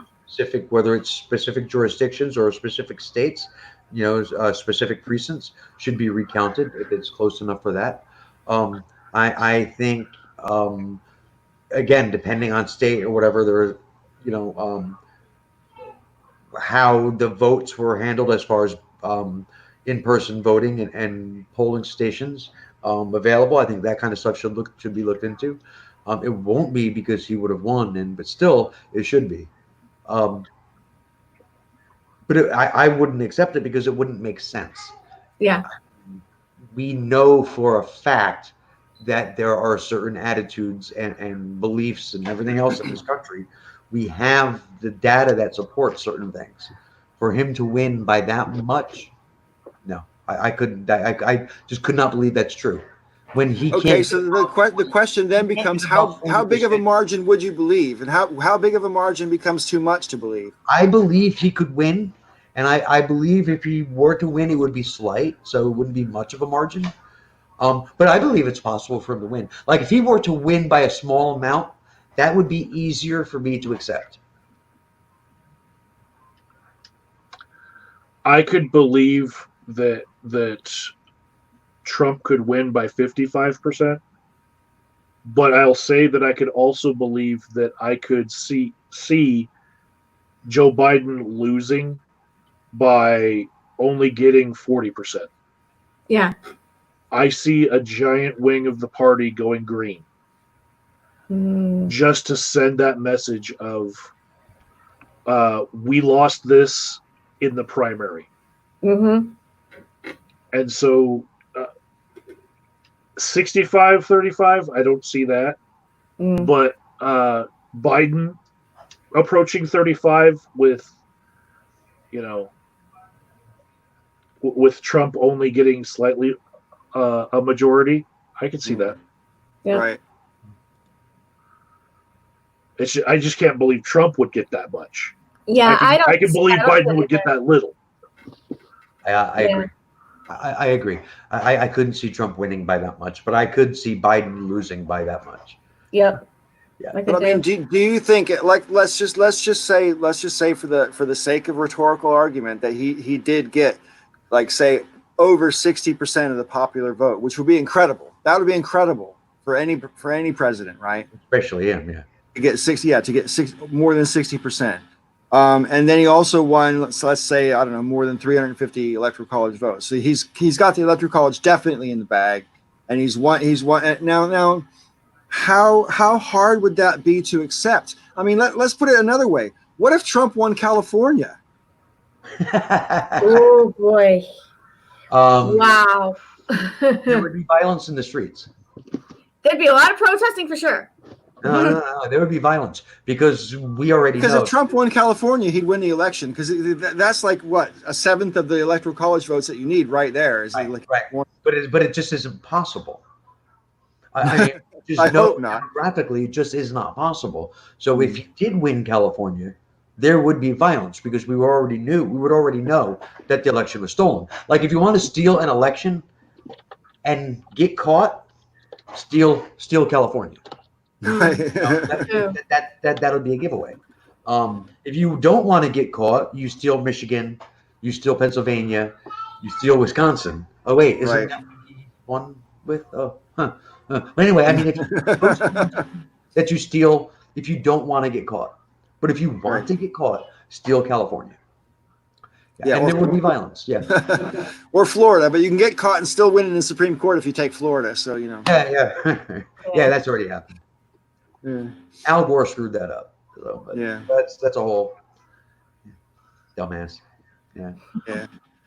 But no, I worry that see, I'm not sure which result would be worse for America. I mean, if Trump like decided, for example, to challenge the result in court, because we've already been through that experience 20 years ago, I don't think that would necessarily cause a revolution. But I think if he tried to do it any other way, we're looking at armed conflict between Americans, and I don't really know how to dodge that bullet. No pun intended. I mean, I really don't know how to do it because I don't want to be. I will not take up arms against anybody. Myself personally, I won't. I'm not a pure pacifist, but unless you're trying to kill me on the spot, I'm not going to try and hurt you. I just won't. That's not who I am. Having said that, I will try to be a part of the revolution if a revolution comes, because you can't just sit on your fucking hands and let the bad guys win because this is the thing, when a revolution actually happens, you have to pick a side whether you like it or not, because if you don't, and enough people don't, the people who are going to have the most power are the ones who are prepared to go the furthest. I have a problem with the bad guy, good guy laying things out that way. Like, yes, I understand from like I was oversimplifying to make a point, but yeah, because everybody is the good guy in their story, right? I mean, just ask this idiot here, Curious One. We're a bunch of evil lefty radical Marxists, and he is the good pure patriot American who loves Southern heritage. So I mean, he's the good guy in his story. The rest of us see him as an idiot, but whatever. Just pointing that out. Yeah. Deep Ashtray says whoever takes over after Trump is going to need to have the skill set to rebuild the government. We don't have a Lisa Simpson at this moment, so I don't know what we're going to do about that, because obviously there's that episode where Lisa Simpson becomes president after Trump, and it's her job to clean up the country because Trump fucked everything up. I mean, that episode of The Simpsons was like, I think, more than 20 years ago. And it's kind of amazing that it's sort of, you know, we really do need a Lisa Simpson to come in and clean shit up. And I don't really know who that person is. I don't think Joe Biden is that person. I think Elizabeth Warren might be that person. And maybe if she becomes vice president, who knows? Why hasn't he named his running mate yet? Normally, you don't do that till the convention. I mean, that's just normal. I thought it wasn't until like next month that was going to happen, from what I've heard. They normally don't nominate until the convention. Usually not until the convention. But that doesn't, at this time around, it doesn't really matter because it's not really contested at all. I mean, he's going into the convention as the sole, you know, he's the last man standing. I mean, it's pretty much a done deal. So, and it would give him a bump in the polls as well. Almost no matter who he picks, he'll get a bump. So my friends Shara and Daniel, I want to come at them with something that will keep them, you know, from, you know, voting green because the Democratic Party has nothing for them, right? And I'm even feeling that pressure myself.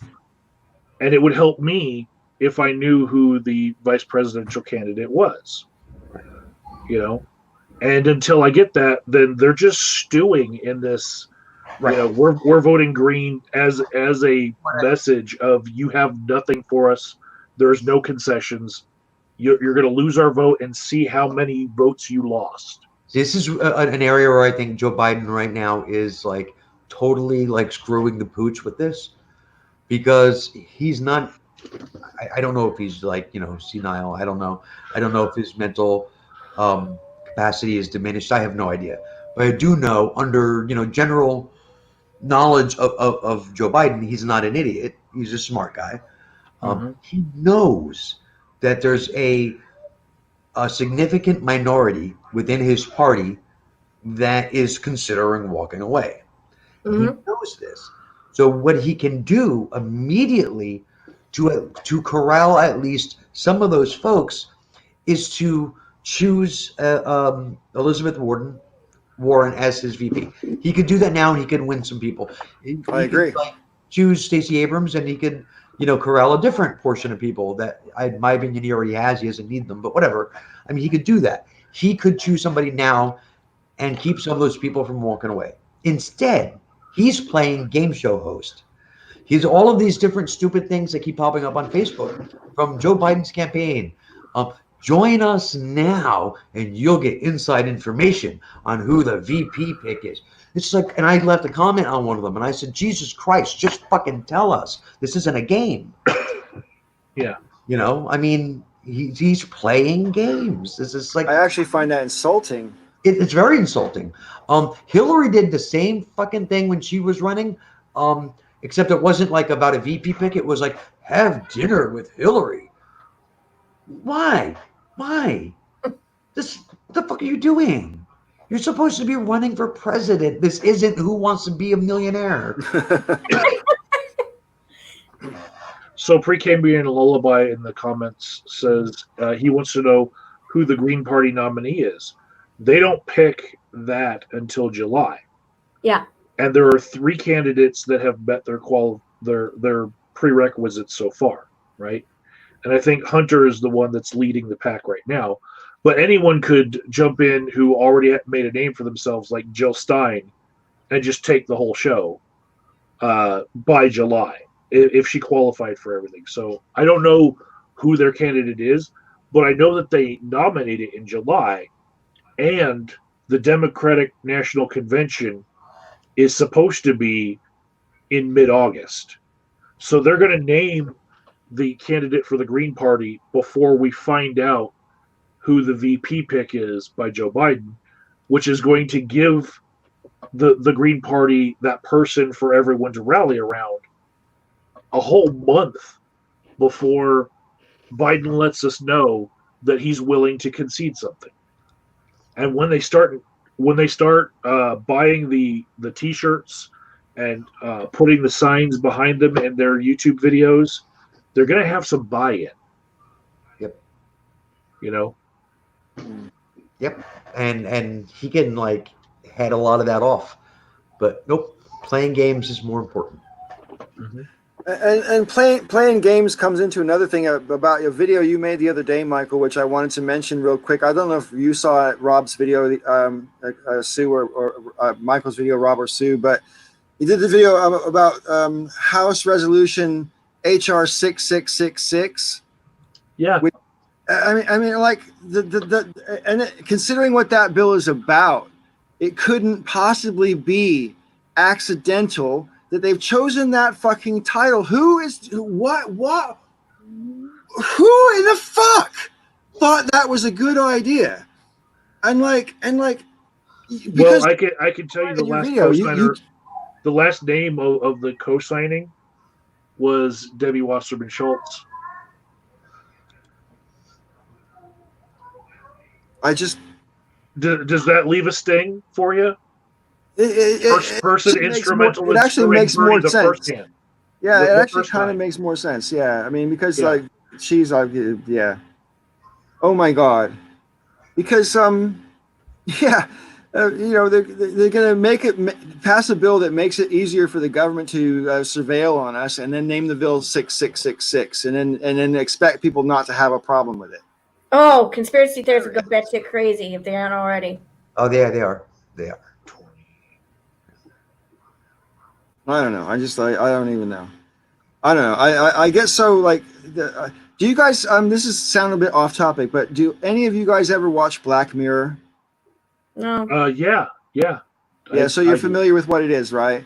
I mean, what I like about Black Mirror, and I mentioned this when I spoke to Kate last week, is you know, the idea that you take this technology that we may already have or maybe about to develop, and then take it to an extreme, and what might happen, what might go wrong if we go this direction with technology. I think these are really important conversations to have just in general, because technology is already being misused in a myriad of different ways, you know?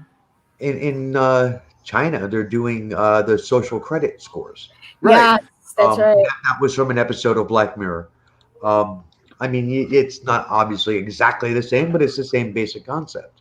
Yeah. If you don't score high enough on your social credit, you know, you're going to miss out on opportunities that go along with citizenship.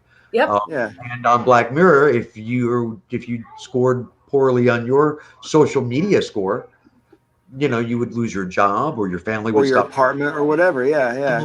Similar stuff. So yeah, I mean, some of that stuff is coming true. So. Yeah, Emily recognized. I recognize the title of that one too. Nosedive is one of my. That's the first episode of Black Mirror I ever saw. Was that Nosedive one, and that was definitely modeled after that app that they tried to put out a few years ago called People, and I'm really glad that never took off, and it didn't take off specifically because it had all these obviously evil applications to it, and I'm so glad that people didn't throw billions of dollars behind it, because if it ever took off, I mean, to get on People, not only was it the thing that you had to rate each other, but you had to basically dox all your friends to rate your friends on People, and to get your friends to rate you. You had to give the website your friends' names and addresses and phone numbers and shit. So you're doxing your whole contact list to get them on your People. And so the website was basically encouraging you to give out other people's personal information. I'm so glad it never got off the ground, man. You know what I mean? Because, yeah, it's just plain wrong. I mean, you know that even though Facebook was never innocuous back in 2005 or 6 when he first started it, he definitely didn't know the behemoth it was going to become. I don't think he really had a clue at just how bad. Wasn't it about to share? It was about sharing pictures of girls, wasn't it? Wasn't that his? I think part of his. It was. I think what it was information about, people would. I don't know if it was that, or he was trying to pick up girls or something. I think behind it all, he wanted to see how much personal information people would voluntarily give out about themselves, you know. But I don't think he really realized how he could weaponize and market that information back 14, 15 years ago. But I think since then, you know, they've realized how much value there is in all this metadata that they call it, which is not specific to you as such, but it still defines you as a person when you have enough of it in collection. They used some really tried and true marketing methods to get everybody hooked on Facebook. I mean, there was the whole exclusivity of the thing at the beginning. Like, you had to be a college student. You had to, like, you know, be in these specific schools, whatever, to get involved. and that created this buzz about, it's like at the club, when there's a guy saying you can come in and you can come in and you can come in, Right, right. kind of a thing, and that creates a buzz. So then when they started opening up to other people ran to it. I'm like, oh yeah, here you go. This is me. It's everything about me. This is what I ate for lunch. This is the poo I just took. Whatever. And I mean, it's old technique that corporate America has been using forever. Yep. But yeah, I mean, he used it expertly. I mean, he knew exactly what he was doing to get people to sign up. So I had an account on a website called Clout. Clout went out of business in 2018, but Clout was spelled with a K, and a whole bunch of celebrities had accounts on Clout. And in order to get the account, you had to connect your Facebook, your Foursquare, your Google Plus, your LinkedIn. Oh yeah, I do remember that. All of these things, and it would see how many followers you had, how many subscribers you had, and how many people were up thumbing and liking your stuff, and how many interactions you had. It would give you a score of your popularity, basically, and based on that, you could actually get coupons for free stuff. I got a lot of Red Bull. Like I don't drink Red Bull, but I got a lot of free Red Bull sent my way. But yeah, you would see how online famous you were, and I was ranking very well against people who were actual celebrities who were just shit at social media. Like there were some basketball players I was edging out in how many Clout score points I had. I was like, how is this possible? There was another one like that, Empire Cred or something like that. Okay. I don't know. I was on that, and it tracked all of your social media, and it tracked all of the engagements that people had with your social media, and it would give you like a cred score. Yeah. So I actually still get emails from them. I don't go on it for anything, but yeah. There's a few left out there, but none of them have taken off the way that Clout did, because Clout would give people like brand opportunities to like promote things with affiliate links in their videos and stuff, or tweet out things about a brand and make money through it based on your popularity. So they had like brand deals worked into their little social media app. That's pretty clever. Yeah. It's getting kind of late here, so I'm kind of wanting to end up. I'm coming up close to 3 a.m. here. So, I think I'm gonna have to. I'm starting to get like fade away. So we can't. Oh, okay. Sorry. We have to go. Where do we start? I mean, every week we always end up where we began, and we did not do that this week. No, that's right. We haven't done the round trip, I suppose. I'm not even. It always happens by accident. I don't know if we can force it, but I mean, it feels weird to end without. Right. Yeah. Well, I can't even remember what we started at, to be honest. You're supposed to be time. Yeah. Michael, you were listening. Where did we start? Yeah. I came in on how I have a very tiny penis because I own a truck. That's where I came in on, and I was just close enough. So trucks and tiny penises. Yeah.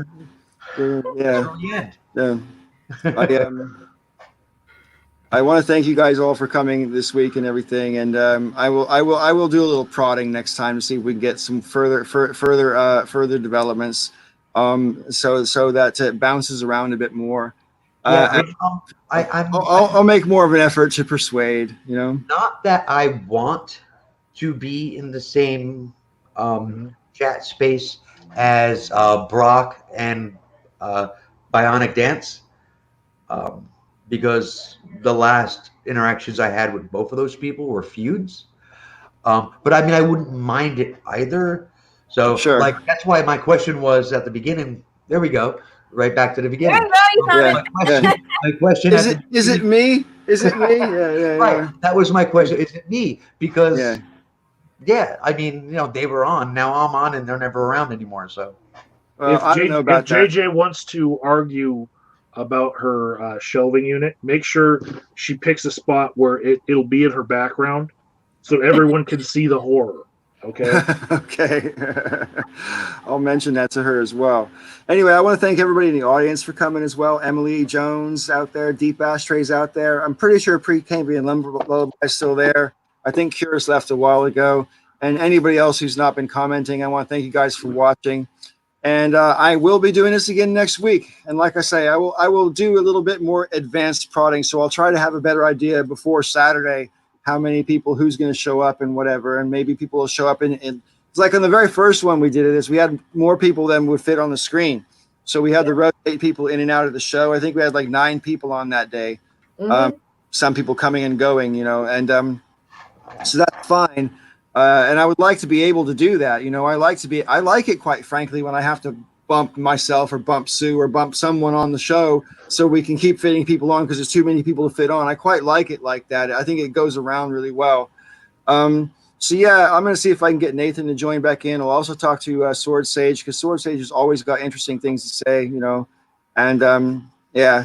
So anyways, until next time, peace and joy, everybody, and may all your ups and downs be ups. I'm going to end the broadcast now.